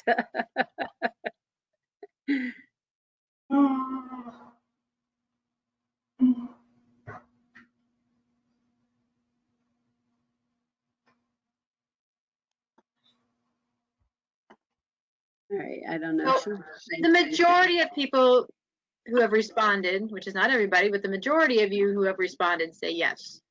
You do procrastinate. And Brianna says she usually starts her work early enough so she can procrastinate. Okay. Excellent point. Excellent Okay. point. That makes sense. Good answer. So what she's doing is building a little pockets of time that allows her to kind of step away and maybe think of other things or tackle other projects or just veg for all we know. And you're definitely entitled to do that. So this is a slide about procrastination, which is the arch enemy of all students, right? It can really cause havoc. So here are some ways to overcome getting pulled into its grasp.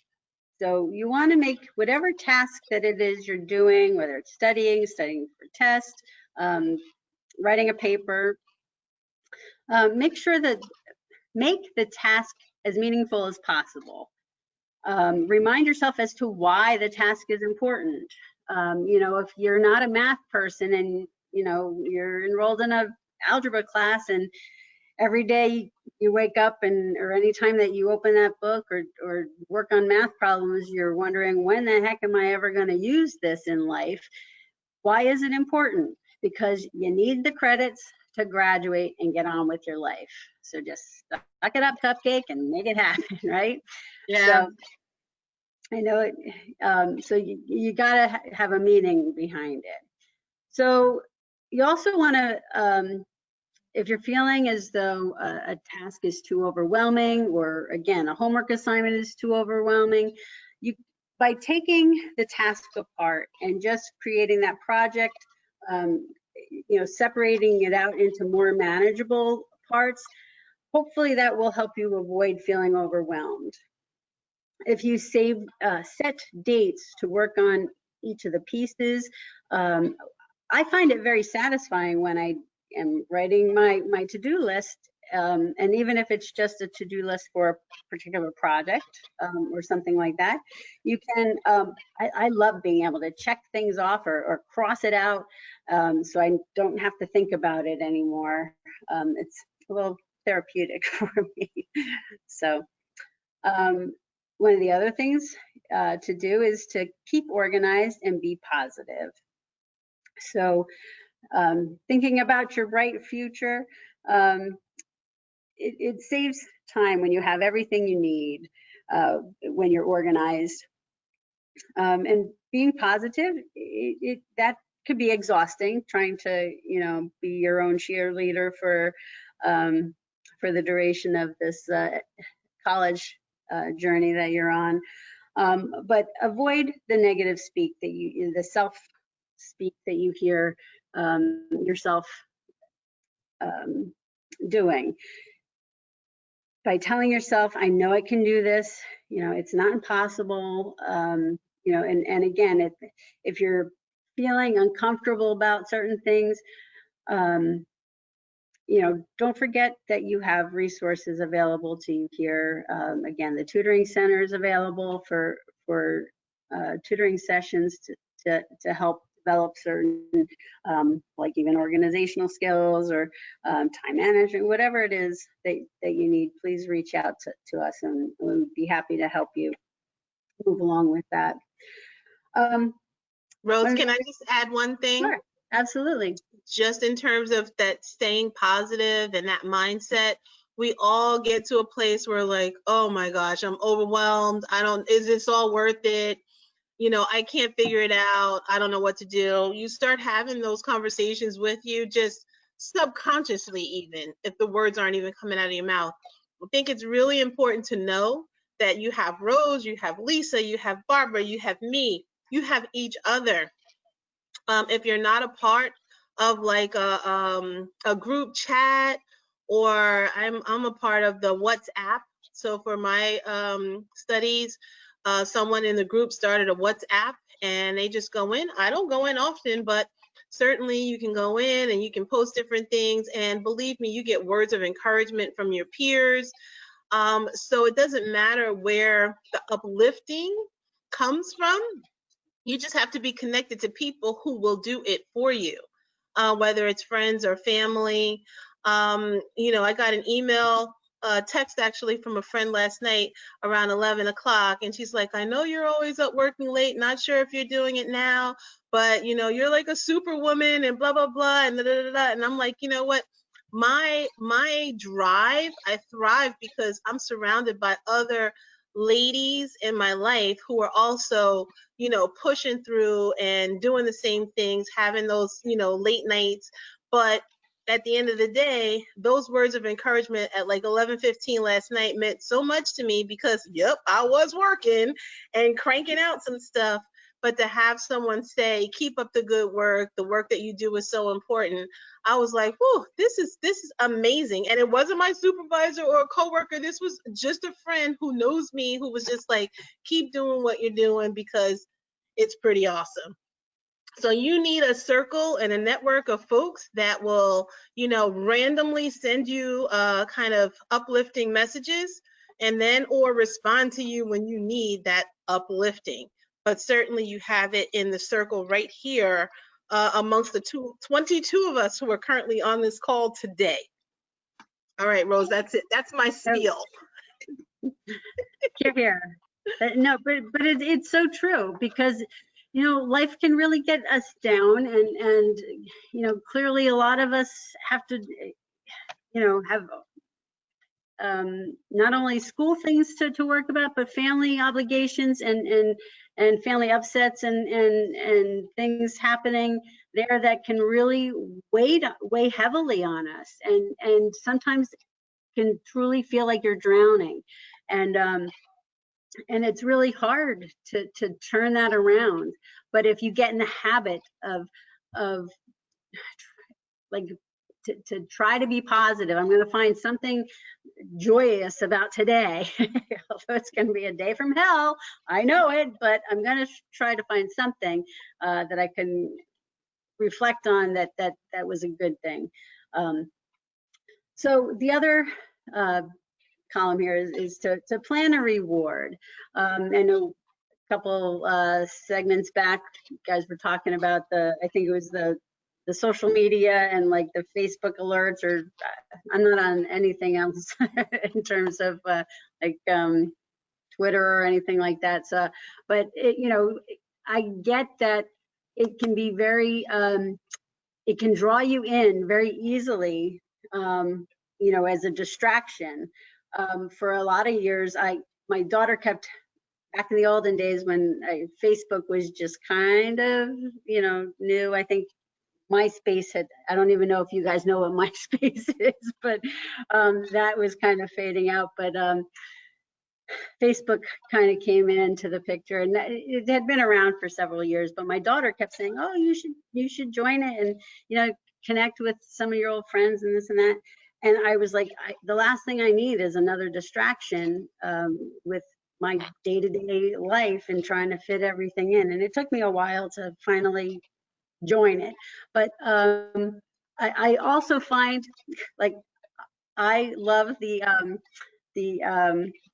marketplace on Facebook. I'm always looking for bargains, but I will find that I will, like, time will just evaporate. How did I spend an hour just looking for patio furniture? Like, it's terrible. So if I don't even look at it, I know that I will have time to do what's really important and tackle some projects that need my attention. But to plan a reward for yourself by, so okay, after you read a chapter of something, you know, if it was a quick level of a video game or a quick sneak peek at your social media, just to kind of stay connected, but make sure you limit it.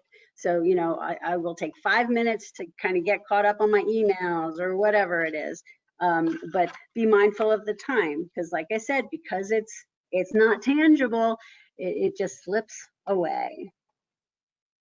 So the other one is just do it. So when we're talking about procrastination, and we spend and waste more time thinking about why we're making excuses as maybe why we shouldn't or don't really feel like doing a particular task. But if you just do it when you are thinking about it, just get it done, do that dreaded task, and then again, you're gonna, the whole point of this is you creating more downtime for you. If you're spending more time spinning your wheels and overthinking things and that sort of thing, you're just wasting precious time. Sorry. All right. All right, so this next slide, where's my little Turner thing? So here's a few reasons as why students struggle to stay organized and focused. These are some of the things that people will, I don't say reasons / excuses as to why things aren't getting done. Let's call it that. So with each one of these, I want you to think, there's only seven items on this list, but I want you to think of strategies and you know, what a student can do or you yourself do to overcome this particular issue. So the first one is, I ran out of time. So what would you recommend a student do to avoid running out of time? Please write it in the chat.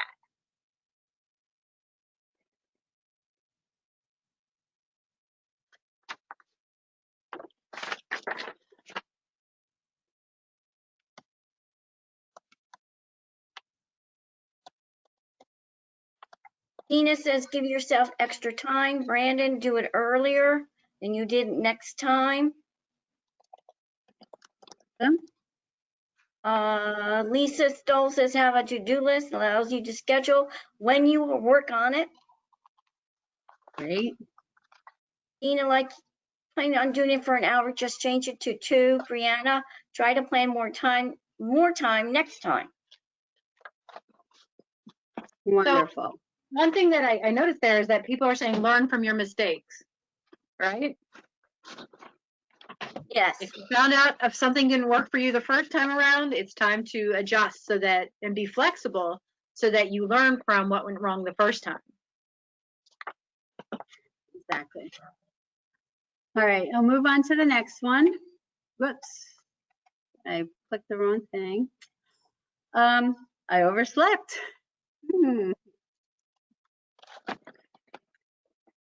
That never happens to me, ever.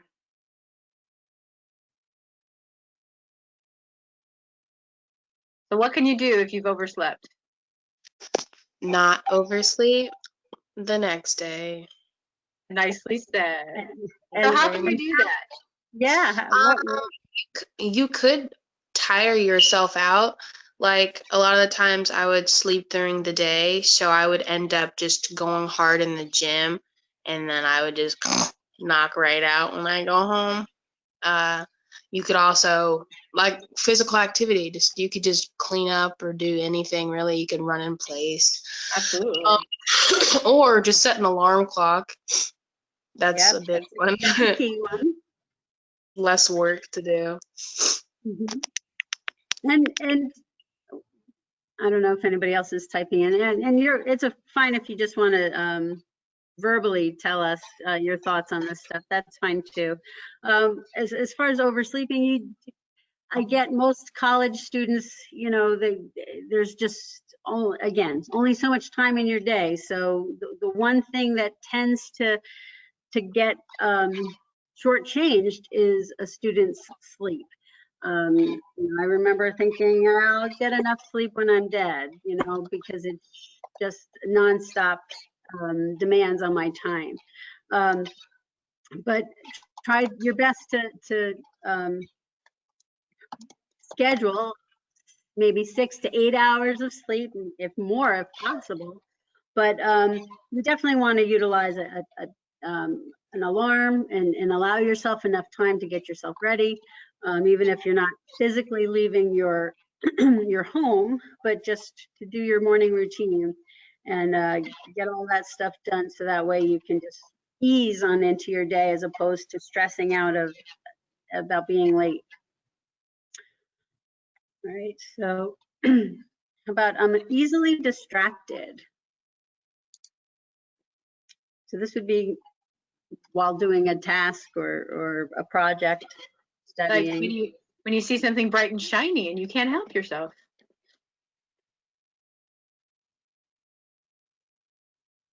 Oh, Tiffany says turn off electronic devices. Those are definitely shiny ions. Yeah. Or put them in some other place in the house so you won't be tempted. Yep. Turn them off. Turn them off. How about when people interrupt you? Oh, sorry. That's good. I've gotten into, I'm not really a habit, I've always done this, but let's say me and you were talking, Lisa. Yes. Like completely ignore the third party. Like, or I'll do these things where I'm having like a fluent conversation and I'll just be like, I'm talking, please wait your turn, in the same tone, don't even make eye contact with you and continue talking to you. And it works. And people think it's disrespectful. I'm like, no, you're being disrespectful by thinking you can interrupt my conversation with your, oh, hi. No. Yeah, I have a hard time. I interrupt people a lot, and I recognize that. I don't do it on purpose. I just get excited in responding. And so I'm always like, what? Wait. And so, you know, some people don't mean to be rude and are working on it, like myself. And I think this it's interruption. Oh, I'm sorry. Go ahead.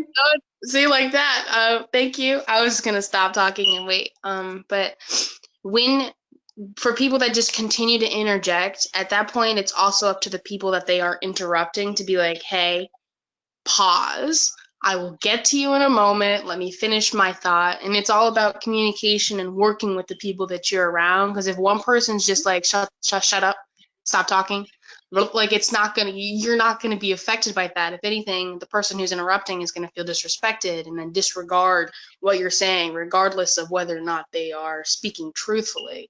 So it's like, everyone has to work together here to sort of hash out the bad habits. Yes. Communication is so important. Absolutely. And there's nothing wrong with staking claim to your time. And you can certainly do it in a respectful way. The interruption could be, you know, if you're working on, you know, I don't know if you have a separate, you know, your schoolwork in your bedroom, or maybe you share a room with a sibling, and that person, while you're in midstream of typing and you know, working on a paper, and somebody comes in to ask you what you want for dinner, and then you lose that stream of thought.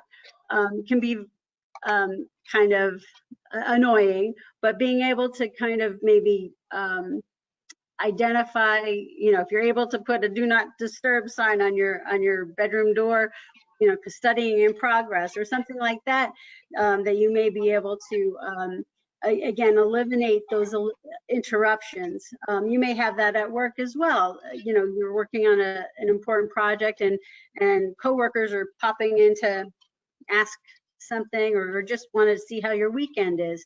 There's nothing wrong with, or was, I should say, and there's nothing wrong with saying, I'd love to get caught up with you, but right now I have to get this done. I'll chat with you later. Again, just to stay focused and get the task at hand taken care of.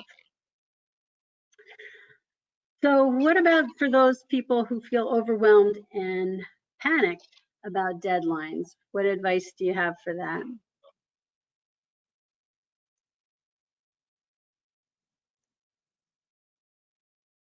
I don't really have advice, but the thing is with me, I work better when I'm panicked and overwhelmed. Okay. I fail. Like I always have to be, like I get myself anxious to be able to do my work. If I'm not anxious, I can't do anything. It's a bad thing. I definitely shouldn't be doing it, but I don't know. I just don't have any advice. I like to work that way. All right. Well, if it works for you and you get good results, then more power to you. It's clearly other people may not be as comfortable with those feelings, and where it's more of a detriment to them in their progress. So Tiffany says planning and writing things down are very helpful, and to break down your tasks into smaller and more manageable pieces. Brianna says focus on one thing at a time. Stressing out only causes more of a distraction. And I would disagree with that a little bit, Brianna, based on like what Dina said. Sometimes the more anxious you are, the more you focus. For some people, that really does work.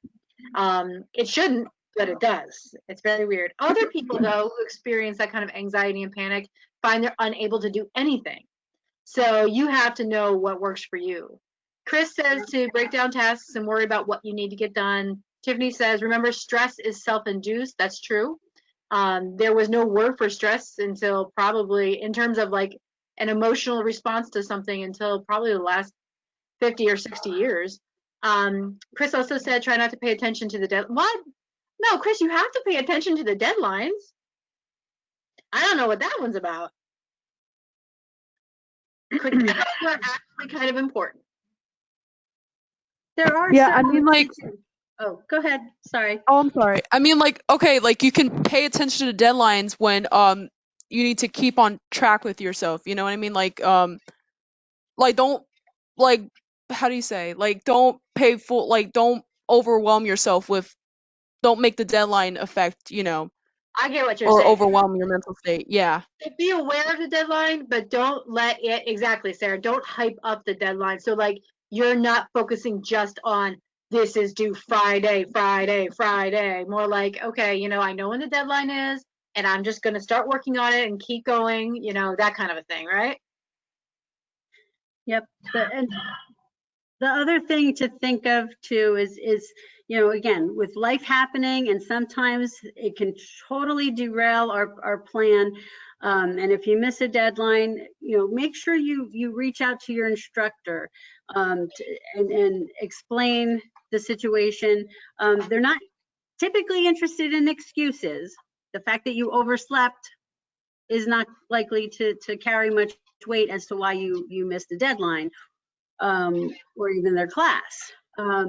But again, if you had something due on a particular day, you can certainly inquire as to whether or not there would be an extension available to you. But that this information should be in the syllabus as well. But a lot of professors will not accept late work. Keep that in mind. There are very few good reasons to turn in work late, and they take that really seriously. And not coming to class because you were going to be late, the theory is, well, if I'm able to get myself out of bed and to be on class on time, then you have every reason to be able to do the same thing. And so, you got to be respectful, and turning up on time to class and not coming in like 5 or 10 minutes late on a regular basis is about respect to your professor. You know, they work hard, they do a lot of work, and just coming in late or strolling in, you know, 5, 10, 15 minutes into the class is just really disrespectful. And so is not turning up at all because you were late. That just makes them feel like you don't respect their time and their efforts that they've put in. Even if you maybe don't personally like your instructor, you should still respect them. And if you show them respect, they're more than likely to show you respect. So when you do have something serious come up and something happens that prevents you from getting to class that's serious, and oversleeping is not serious, guys, but when it's something serious, they're going to be more likely to respect and believe you if you've shown respect to them. And it's really important, as is, again, communication. Yeah, communication is the key. Rose, let me ask you one question. Yes. Do you still have SMART goals after this? Yes. Do you want to go ahead and when you're done with the organized and stuff, we can do SMART goals on a different day? It's up to Tiffany. I can finish that up next If you're week. going to be around on Monday, we could do SMART goals on Monday, and then I'll do my thing the next day, and then we'll just, because we were missing a topic for one day anyway, so that will just move everything back. But that way, you know, you can get it all in there, because I think it's really important, but we are running into time factors. Right, and I don't want to rush through because it is too important. Yeah. Lisa, I just wanted to add a little point onto what you were saying too. Especially if you're starting to feel overwhelmed and the deadline is, you know, quickly approaching. If you know that you're going to have some issues with meeting the deadline, advance notice is key. Yes. Reach out to your professor in advance. They would rather hear in advance that you need an extension rather than let the deadline lapse and now you're asking for an extension. So and at least you're facing and admitting what your challenges are, you know, up front, and letting your professor know. And then you find out also if your professor is going to allow the extension. If they are not, then you just hand in your best work, whatever you have completed to that point, because something hand in is some points rather than no points. Absolutely. So certainly you want to be in advance, have that conversation in advance of any deadline. But let me warn you of one thing, because I had a student do this to me. She said she turned in a paper that required her to cite her sources, and she didn't cite anything. And her reasoning was, well, I wanted to turn in something on time, but I didn't have my citations done. So I figured I'd turn it in without my citations. Well, the problem with that is then you're plagiarizing. So that's a fine line, you know. That's why you should cite as you go when you're working on something and not do that last. Because that way, at least you can turn in what you have so far, and it's been cited so far, so you're not committing plagiarism. Great point. Great point. I did give her a chance to go ahead and add in her citations. I gave her a deadline to do that because I understood what she was saying. It was just the wrong form of logic in that situation. And that's a part of learning and growing. But now that you know better, you're going to do what? Do better. Yeah. So I just to button this up, I've got another, whoops, where did this go? Oh, come on. So forgetting about an assignment really isn't acceptable. So, I mean, again, life happens and more important things may be happening in your family life or whatever, that yes, you kind of totally forgot about it. But use a calendar, write down your assignments, use that project board or whatever it is to make sure that you are on target, in the know of all of what you have to do. The other thing is when students can't stay motivated, I also can't help but think, you know, so if a student is just kind of across the board, not keeping up with their assignments, not just motivated about their coursework or even being in college, I always ask them to kind of take a look at why are you here? Why are you in college? Are you, you know, I'm assuming it's to get a degree, but maybe it's the wrong degree for you. Maybe you've selected, you know, at the time of registration, you randomly just, you know, checked off something that you thought sounded interesting, but you really weren't 100% committed to it, and you didn't really know what you wanted to do with the degree. When students lack focus on their end, the prize that they're trying to achieve, it isn't as meaningful to them. So it's easy for them to lack the motivation to move forward. Or if mom and dad, pretty much dragged you in here by the scruff of the neck saying you're going to get a college degree, and it's not in your heart, that's also a hindrance to your moving forward in achieving that degree. So if any time that you're feeling like, I'm not even sure if this is the right degree for me, I'm not feeling the passion, go talk to somebody in student services about your major selection. I call it major confusion. But just to clarify, and it's important to be able to have that passion, to maintain that momentum and keep the motivation.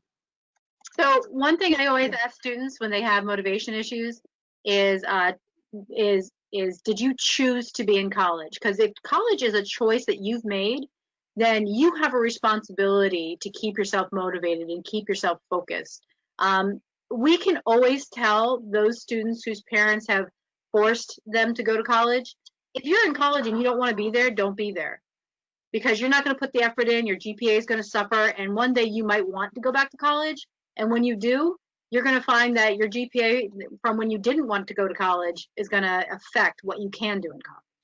Does that make sense? So like I dropped out after going to college the first time around, and I didn't really choose to go to college. It was just expected of me. Like, everybody in my family went to college, so it was expected that I would go.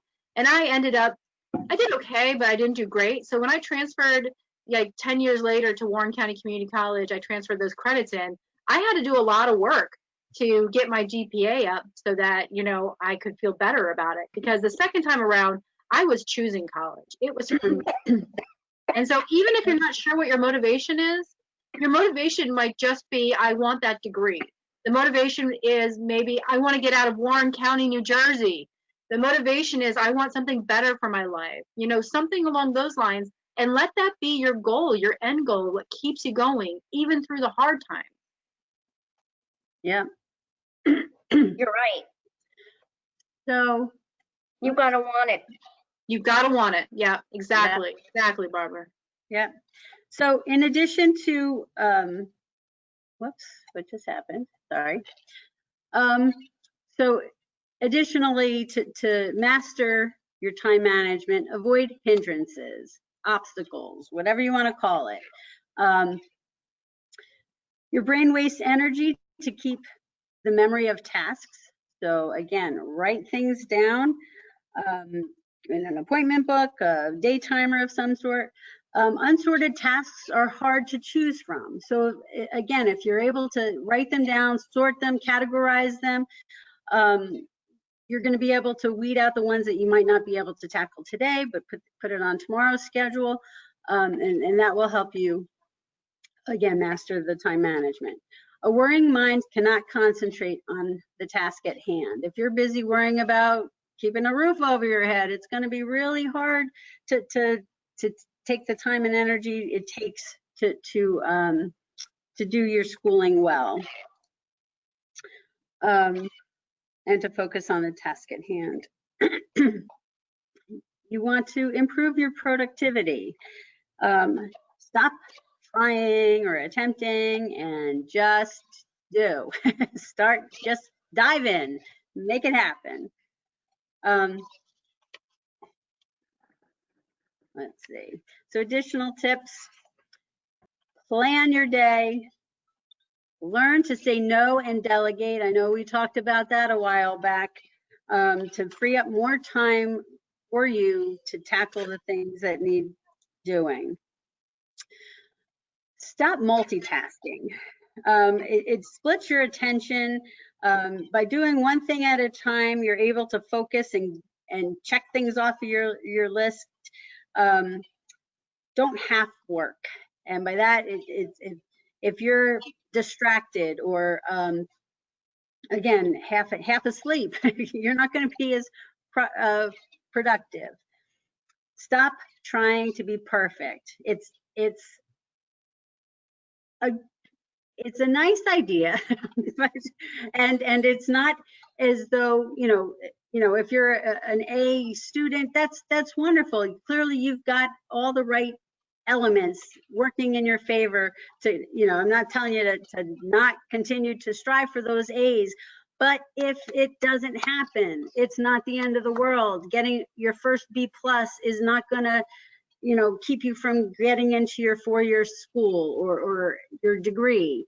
You're not going to be, passed up for a job because you got a B+ in chemistry instead of an A. It just doesn't quite work that way. It's more of a mental, your own set of measurement that you're trying to keep up with. And, it's not the end of the world if you miss something by a few points or something. And if you need a talk like before a test or something, come see me, because I have it down pat. What I will tell you, if you're feeling anxious before a test, or you're feeling like, you're gonna fail, come see me and we'll talk about it before the test. And just be mindful of the time in your day. Like I said, time is so abstract, and it, wear a watch, something that, have a clock visible so you can better manage your time. And the last slide I have on this topic is a time use record. Tiffany, I wasn't able, this is actually something that I had intended to send you, but this, if you're, basically the name of the slide is give yourself the gift of time. So if you track your activities within a typical day, so you can reflect on what you did yesterday, for example, and you write down all the activities that you did from the time you woke up to the time you went to bed, how many of those are must-dos? Identify the by circling the musts, and then the word not, if it was not necessarily required of you. And then you would also identify a PT if it was proactively tending to something. The reason this is kind of having this bird's eye view of your day, if you find that you're, again, on social media for 3 hours in the course of a day, that's 3 hours of time that you can't get back. And by, again, eliminating that, going into onto your device or whatever, is going to, again, bring more time available to you to do the the must-dos, and free up time. If you have everything done on your list and you have lots of time to kill, then do whatever. That's great. But if you're struggling to find time in the course of a day, by examining where you're spending that time, may help you reevaluate how you allocate your very precious time.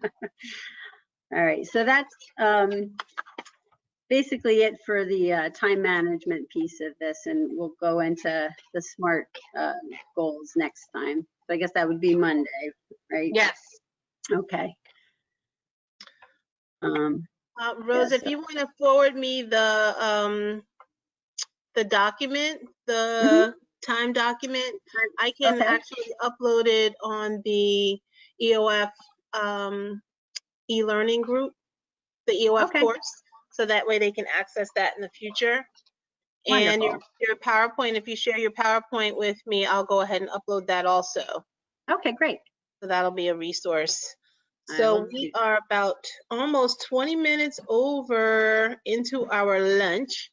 This afternoon, I had planned for us to do our Focus 2 assessment. So let's plan to come back, since it's almost Well, I don't know. Let me take a poll. Who wants to come back at 1 o'clock, or we can come back at 1:30? We'll only spend about a half an hour where I will walk you through how to access Focus 2 from the college homepage.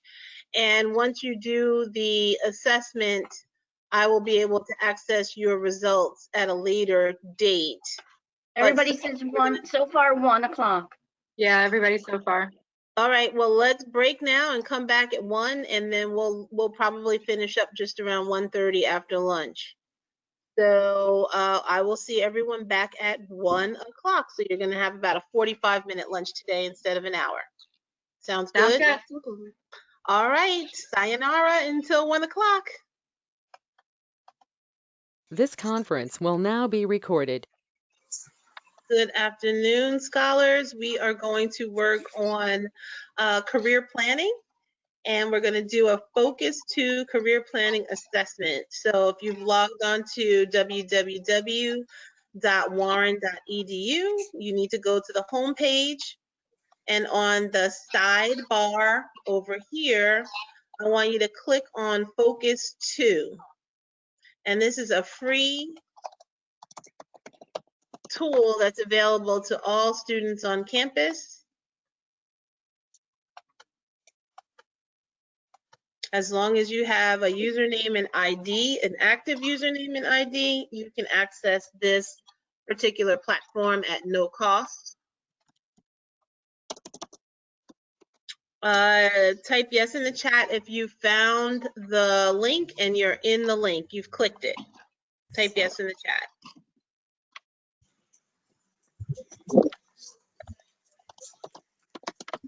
Okay, so it looks like, oh no, so we got a couple no's. Is it no because you're not there yet? Okay, where is it? On the home page? If you're, it's just under where emergency notifications is. If you scroll down, you'll see Focus 2 right on the sidebar under the campus racket. Click that, and then your screen should look just like mine. Got it? All right, cool. So the next step, what you're going to do is scroll down. You'll want to, well, first of all, make a note, because when you're creating your account, you'll need to use WCCC's access code, and our access code is all lowercase letters, Golden Eagles, okay, is our access code. So write that down, Golden Eagles.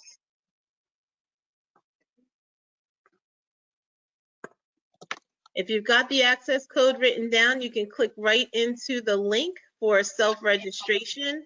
When I click into the link, because I've registered already and I've saved my password, my stuff automatically comes up.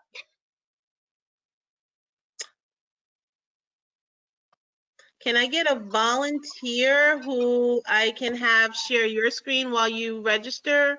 I'll make you the presenter so that way we can just see your screen as you're getting registered so everybody knows where to go. Lisa, have you registered for this before?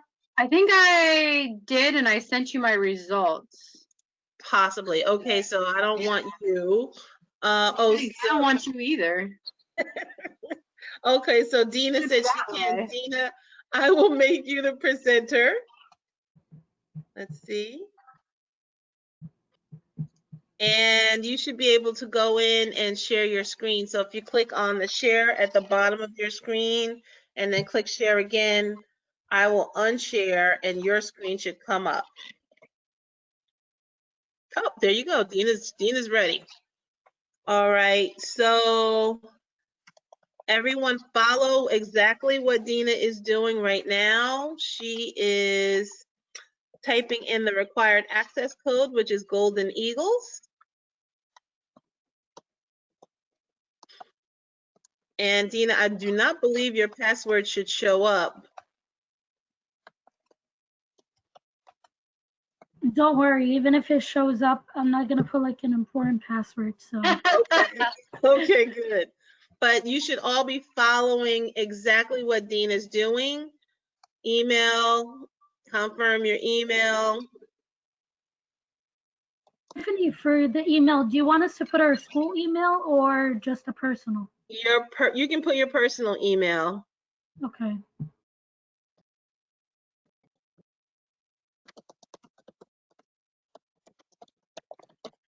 And hopefully this, fingers crossed, is supposed to work for everyone because you are all current students.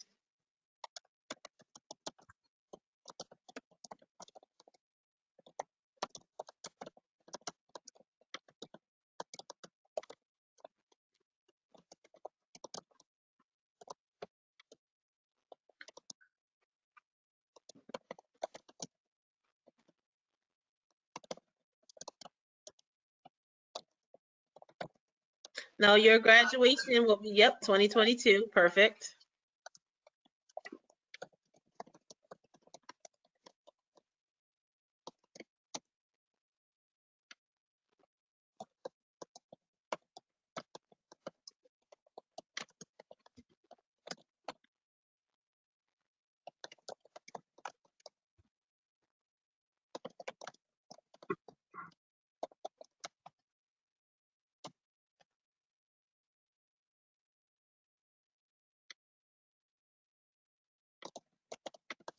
Password is Golden Eagles, all lowercase. It's in the chat also. Barbara McFarland typed it in the chat. Golden Eagles, lowercase.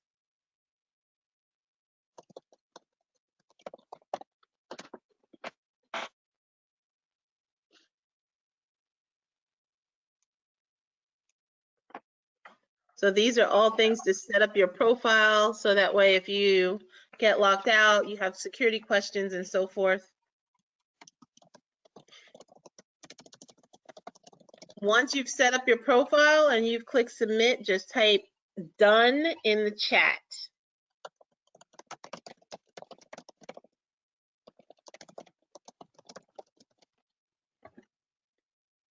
Ashley asked, what was the username and password?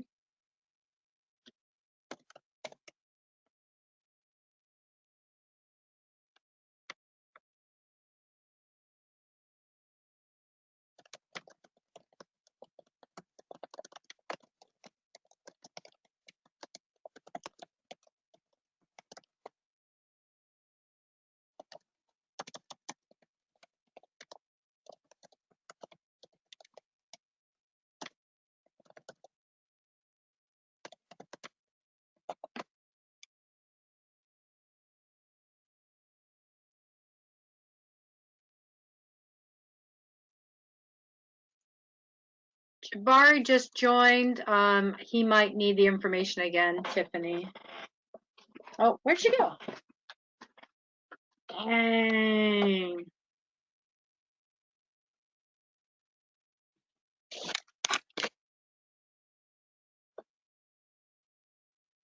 Ashley, are you just starting out? Is this your first semester?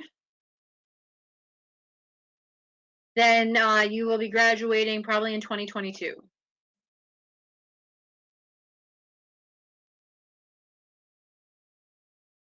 Tiffany, I was just saying, Jabari just joined after you had given all that information, so he might just need a quick guide.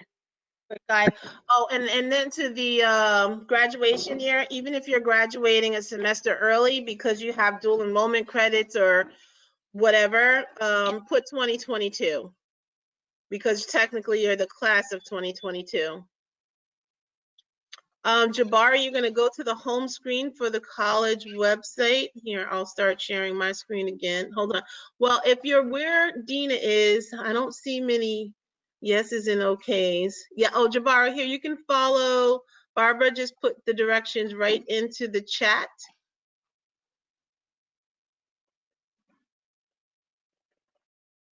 I can show him through my screen. I just opened up the website again.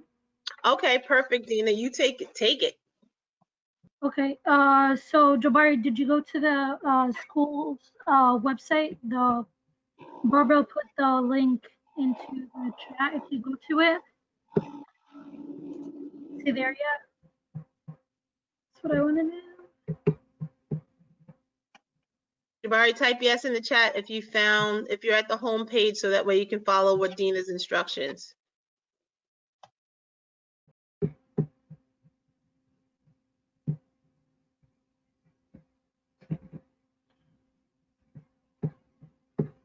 Should I move on or wait a minute? Jabari, where are you? He's not responding. So I'm gonna say, I don't know. Well, let's just go back into the screen where you logged in. If you're done, if everyone's already created your profile, you want to be able to go into, Dina, I'm following your screen. Once you get back in. If you've created your profile, type done in the chat because we're going to move on to the next step. Most people have already done that. Okay. I see done popping up. Cool. If anybody's having problems, say so in the chat.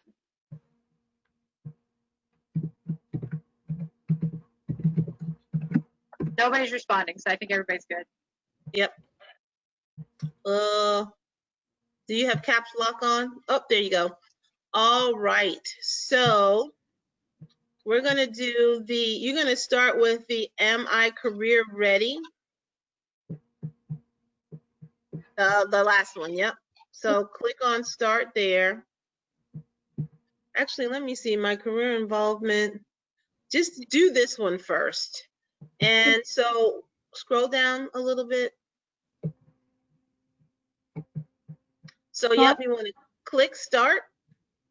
And then in order to answer the questions, you click either 1 star, 2 stars, 3, 4, or 5, and the scale is at the top. So if it's, let me move my thing here.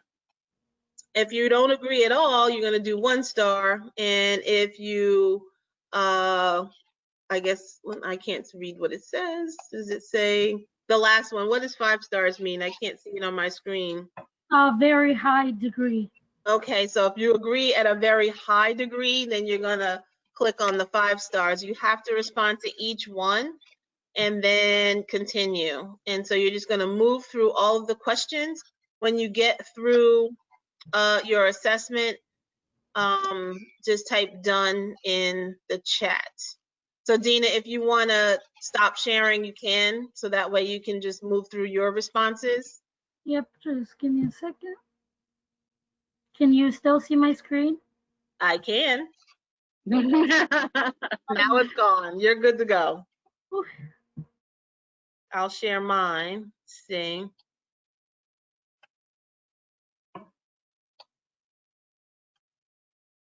I'm going to go in like a student.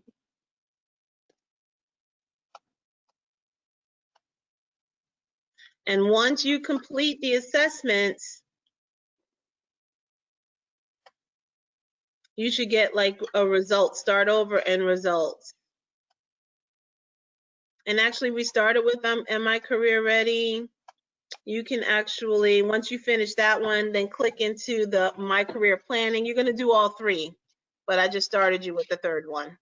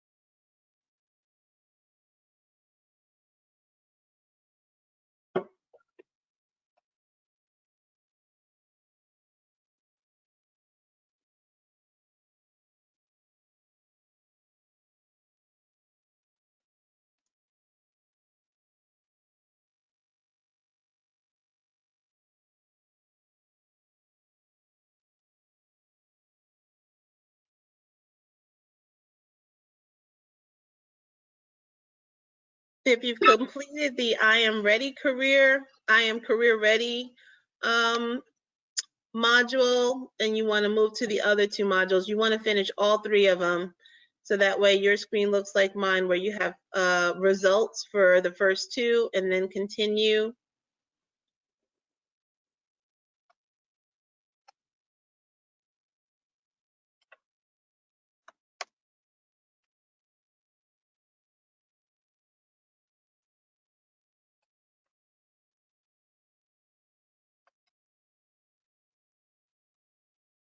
So you want us to move on to the other two assessments, or do you want us to share our results with you first? Nope, you can move on to the other two assessments. Okay, thank you. Yep. You're welcome.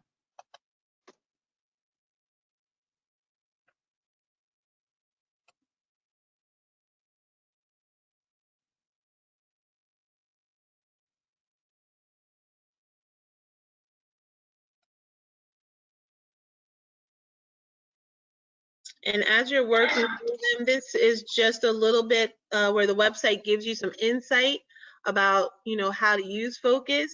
And again, it's a self-assessment. It's all about you because you're responding to the questions. But if you want to go back, you can also do a work interest assessment. There's a values, personalities assessment, skills, and leisure assessment. So it does a, you know, a good number of things. But it will also give you the more of exploratory results around your career, where your skills align with different career, well, with different careers. And then it can also create a career portfolio for you. And all of your results are saved for you. You can also go in, say after a semester or two, if you think, you know, I've learned so much, I've grown so much, let me retake this assessment, you can. And then we're going to talk about what your results mean and how you can use them to inform kind of where you want to go next.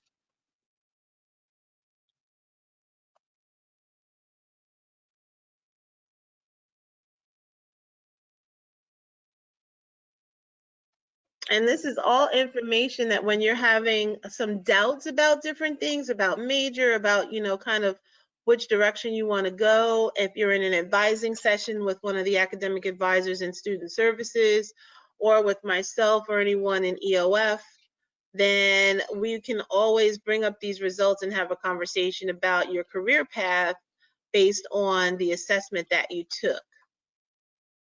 So this is a good reference point to start a conversation.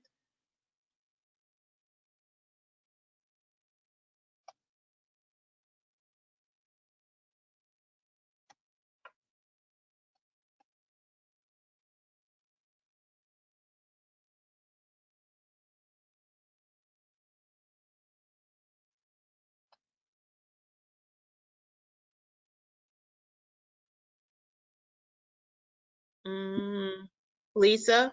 Yes. Did you see Megan's comment in the chat? Megan. Oh, I don't know. Did we record? Did you start recording it? No. Oh, yes, I'm recording. Yeah. Okay, it is being recorded then. I was gonna say my laptop died, so can somebody just like send me the recording? Absolutely. I was like in the middle and it just like died on me. Oh no. Crap. Sorry about that. I was Oh, focusing that's on. fine. I just wanted to make sure you were getting it. Yeah, no, and Tiffany, some people asked about getting the presentation that I did from Monday too, so I know you're on top of that. Yes, I will go back into my emails. They were delayed. I don't know what happened with sending the recording. Usually I get them just about an hour or so after the session. Let me check my email now. And if you guys do go look at the recordings, just make sure you download them because they will disappear eventually. Right, I have to find out. There's something with our number of likes or people who are connected to our YouTube or something like that. Whatever it is, we don't have enough, and so we're unable to do something. Dawn was trying to explain it to me, but I have to still figure out how to get it into MP4 format. If you send them to me, I can get them to MP4 formats. And what I can also do is make an EOF YouTube page and see if that helps. Oh, you know what? Perfect. Then I will do that. That'll be the easiest and best approach in that way. Send me what you have, and then I can work on that. Okay. Consider it done. Hey Tiffany, what else do you want us to do after we're done with the 3 assessments? Once you finish the 3 assessments, let me click back in there. You should be able to go to like the results. So if you click, Does your screen look like this where you see results for each of your tabs? Yes. All right, so if you click you can see the results for each one, but if you go into continue, oh, I don't know why mine is still saying continue. Or maybe I never finished that piece for my own self. Yeah, you never finished it. Hold on, let me go back. If you go down, so if you go over to, once you scroll down, you'll see each of the categories of your self-assessment, and anywhere where you have results, you can review your results. And then there you can also go in and you can combine the assessments. And once you combine the assessments, you select all of the areas that you want to combine. I just check them all. Just check everything. Like if you're going to give me based on what I like to do in my leisure, my work interests, my skills, personality, and values, you can check all of them, or you can check only the ones that you want to align with your career path, and then click continue. And then it can create an actual PDF for you if you click PDF. And I believe I Oh, I created. still have to take all of those because for me, I didn't take them yet, the 5 or 6 assessments. I only took the top 3. Okay, so just because you can always go back after you complete more assessments and reproduce the PDF again. Okay. Okay, perfect. Thank you. So this is my PDF.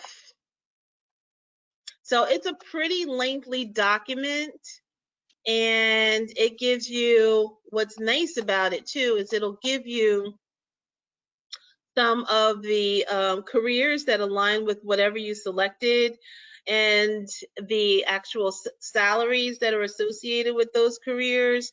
And then it'll show you based on the assessments, your values, your skills, your leisure, I forget what P was, personality, kind of where they align with each of these. And this is more informational for yourself. And then there's other occupations that appear in, based on my assessments.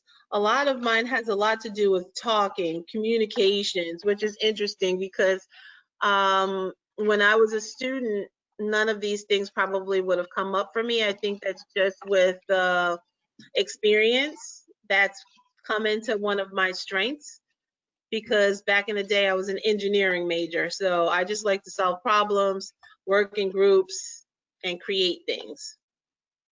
So now I like to solve other people's problems. And so that's probably why that social science piece comes up, that psychiatry and, radio and broadcasting and different things, all things relating to, communications professor.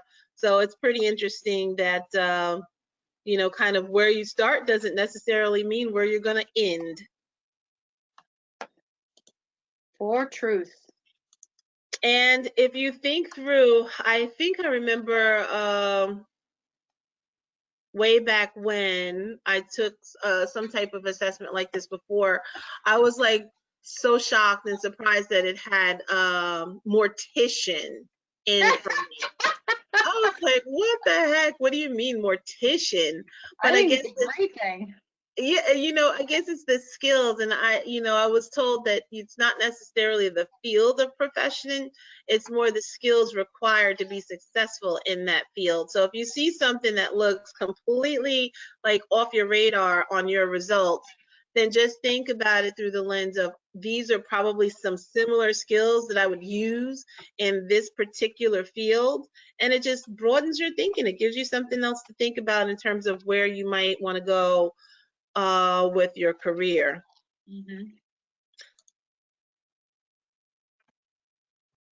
So more importantly than anything, when you go to Focus 2 and you're taking these different assessments, what I want you to do is just take some time to just play around with it, click on different things, open some different things up. I'm going to do the same. This is a relatively new tool that we have on campus. We've had it. I don't think it's gotten enough usage. So if through our summer EOF cohort, we can really take a little bit of a deeper dive and have a better understanding about how we can, leverage the capabilities of Focus 2 in order to help you, learn and grow and give you some better directions in terms of your career path. I think that would be great for you individually, but for our campus at large. So we will be piloting and probing to see what we can get out of this. And also, I'll show you how our Cengage subscription, like we did the other assessment in Cengage also has a career, Mind Tap, where you can go in and it gives you even more information than Focus 2. It'll give you video clips and actual, Lisa, it has mock interview videos right there. Right. So I'm going to learn a little bit more about what Cengage can do for us, and we will incorporate some of that probably next week. Awesome. Okay. Okay. So if everyone is done, I don't see that everybody's typed in the chat that they finished. If you're able to go and look at your combined assessment report. Dun, dun, dun, dun, dun. When you look at your report, the occupations that come up, are they pretty much in alignment with what you would like to do, or are there any surprises for you?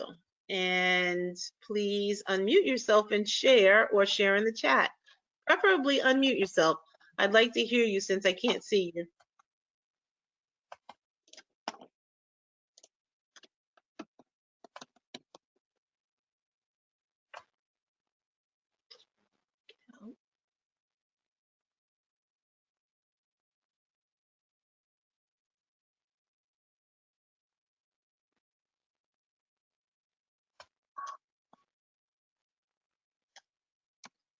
Anyone? And to the career things, were you supposed? So there's a question: were you supposed to do the 5 assessments? I would say yes, because since they're choices, that when you get to those combined assessments, it would be really good to have those other ones completed so you can select it. If they're not important to you when you're looking at your career path results, then like Dina said, if you only did the first one, then you'll only get those 3 at the beginning. I can't recall exactly what they were, but then you'd only have 3 options to click on if you don't do the other 2. So I would want as many options as possible, so I would suggest doing them.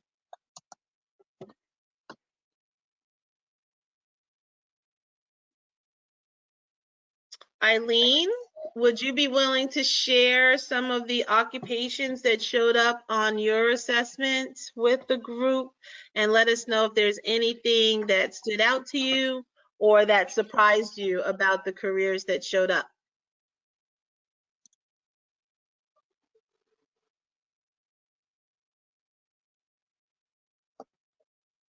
Eileen?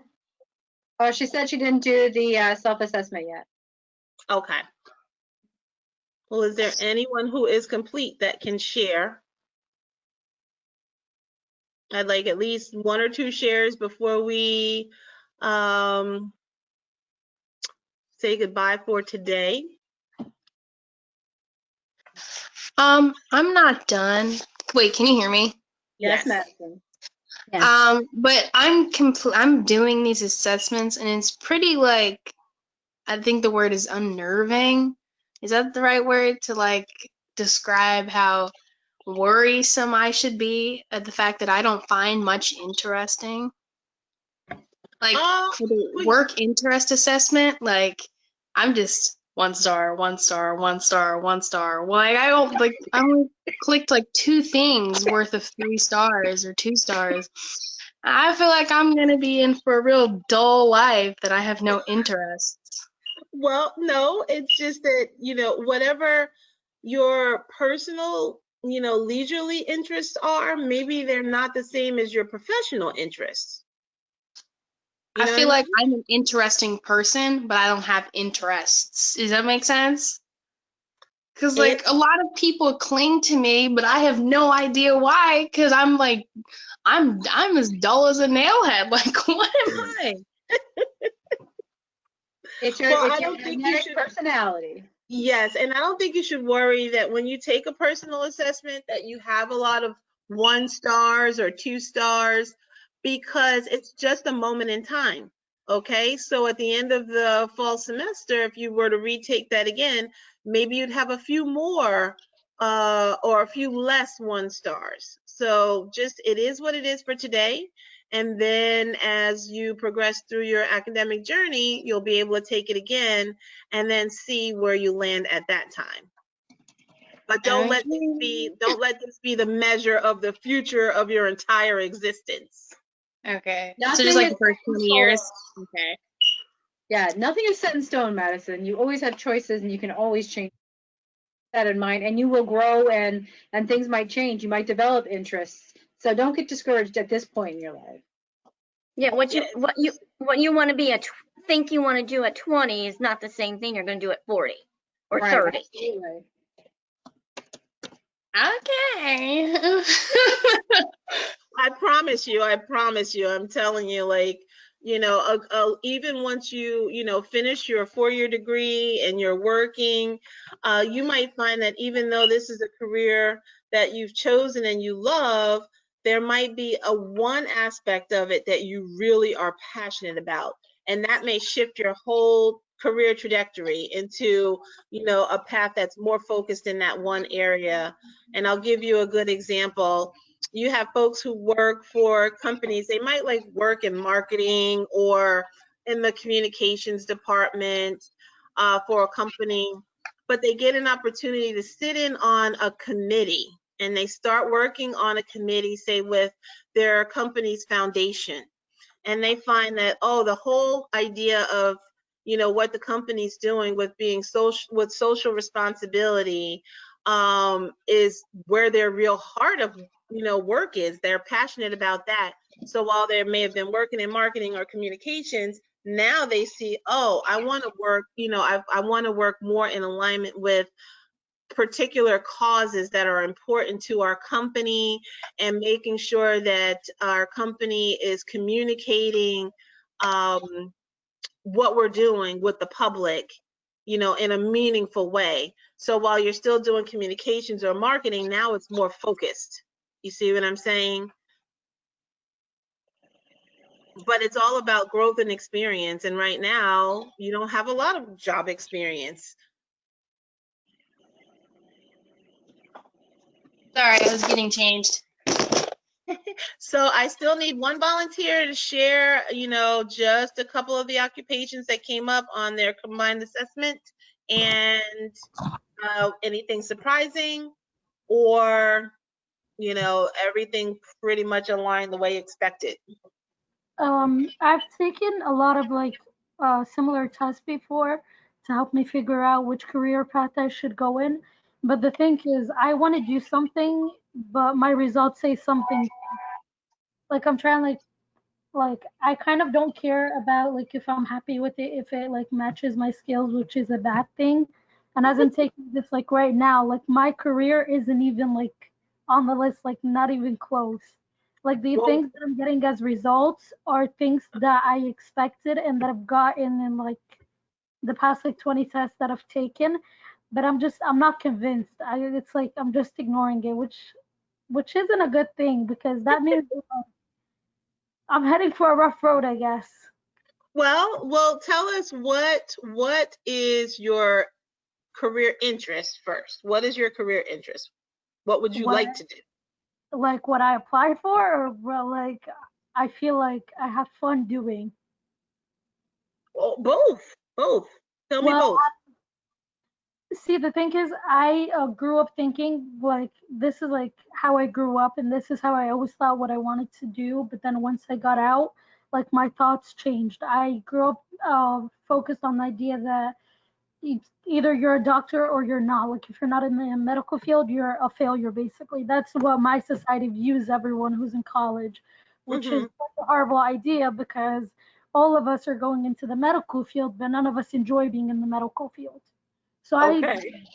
I picked the thing that's like most interesting to me in the medical field. I was like, if I'm gonna be forced to do this, let me pick something that's gonna be like the most fun, at least to me, which is surgery, basically. But then what I want to do in general, it's not really like a career. It's just going around traveling. Like I love helping others. That's what I want to do with the rest of my life. And if I want to help others, I need to have like a good amount of money to be able to help others and travel and do whatever I want. And being a surgeon is gonna give me that. So I don't Okay. care.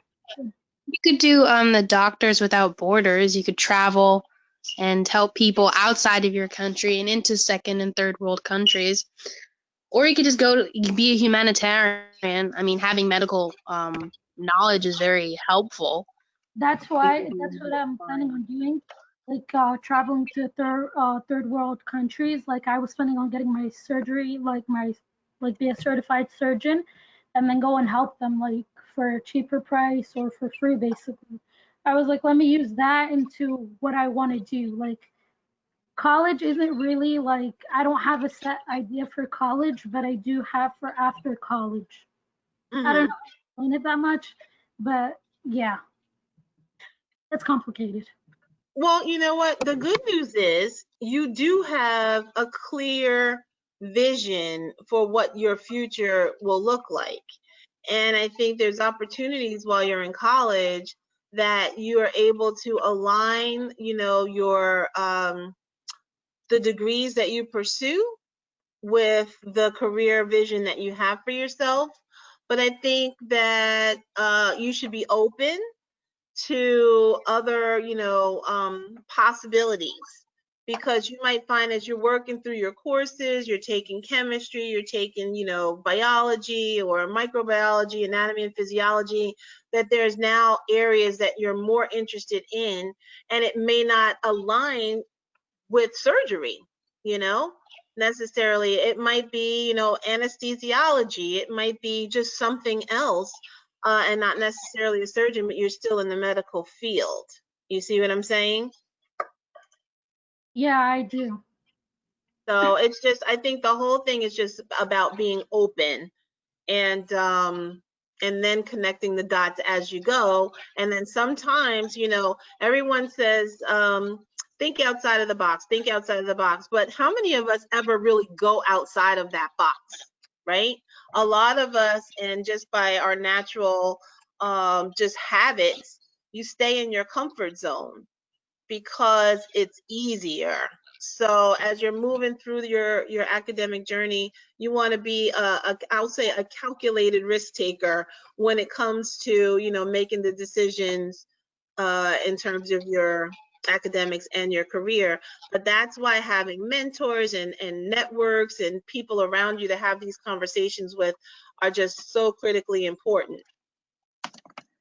So thank you for sharing, because none of us at, 18, 19, 20, 25, even 27, know exactly what, you want for your future, your forever and ever, but you're all figuring it out. And that's why I keep saying progress, not perfection, because as long as you're working towards something, even when you get there and achieve that goal, there's always more to go. If you're learning and growing, you're still learning and growing, no matter if you've earned your associates, you've earned your master's, you've earned your doctorate, you've got all the credentials, you'll still be learning and growing even once you're in your career of choice. So on that note, it is 1:41. Unless anyone has any questions or would like to make any comments. Just as a comment, Tiffany, even if for students who haven't done the assessments, you want them to do those 3 assessments, correct? Yes. Even if you haven't done it in this time frame, you need to complete those top 3 assessments. Right, because I'll be able to go in. I don't know if you noticed, when I clicked into my profile, I could go in as a student or as an administrator. So I'll be going back in as an administrator, and I'll be looking at everyone. So even if you didn't share, I'll still see them. And then I'll be putting, once we're able to get back on campus, I'll print these out or save them to electronic files for each of you. So please make sure you finish them as soon as you can so that she can have all those files and everything. Yes. And that way we can do a more formal, focused debrief. So tomorrow I'm a little like all over the place and figuring out exactly what we're going to do, but we are going to do the Rubik's Cube challenge. So in your workshop in a box, please have your Rubik's Cubes with you, and please have your, I think it was like one of those, the little tree that you would hang on your car mirror in the car, the air freshener, the car air freshener. Please have your car air freshener and your Rubik's Cube on hand. And tomorrow we will start at 11 o'clock. Okay, everybody got that? Type in the chat if you're clear that we're going to start at 11 a.m. tomorrow. Yes, yes, yes, yes, yes. All right, great. And I'm still figuring out what we're going to do after lunch, but for the morning session, we'll have a couple updates. We'll be updating instead of the 21-day challenge. I've shifted it to 30 because it is almost actually 30 days because we started it on July 20th or so, and we're going to end at the end of our summer session on August 20th. We're going to do the Rubik's Cube challenge. We're going to do a mindful exercise, and we're going to do something with our car air freshener. So it should be fun. It'll be interesting, and we'll wrap up tomorrow, probably a little bit early, so you'll have some study blocks and you'll be able to start your weekend. So no vision board tomorrow with Skylar? Oh no, I had to move the vision board. She actually had some appointments that she has to do in preparation for going to college tomorrow. And tomorrow was the only date that she can get appointments for. So her session is actually going to be moved to August 10th on Monday. Oh, so good. we'll be doing vision board on Monday. Yay. Okay, and she's going to be all ready to rock and roll. It should be a really fun morning into the afternoon, and that will also consist of some presentations. I love it when you take over, my scholars, and you're doing the talking, so I look forward to Monday. And again, great job today on your Dress for Success presentations. I think that it'll be very useful even to some of the other scholars who might start with us in the fall semester that didn't get the benefit of the summer program. So great job. All right, on that note, I will stop recording and wish you a great evening, and I will see everyone tomorrow morning at 11 a.m. Have a good one. Bye. Bye, everybody.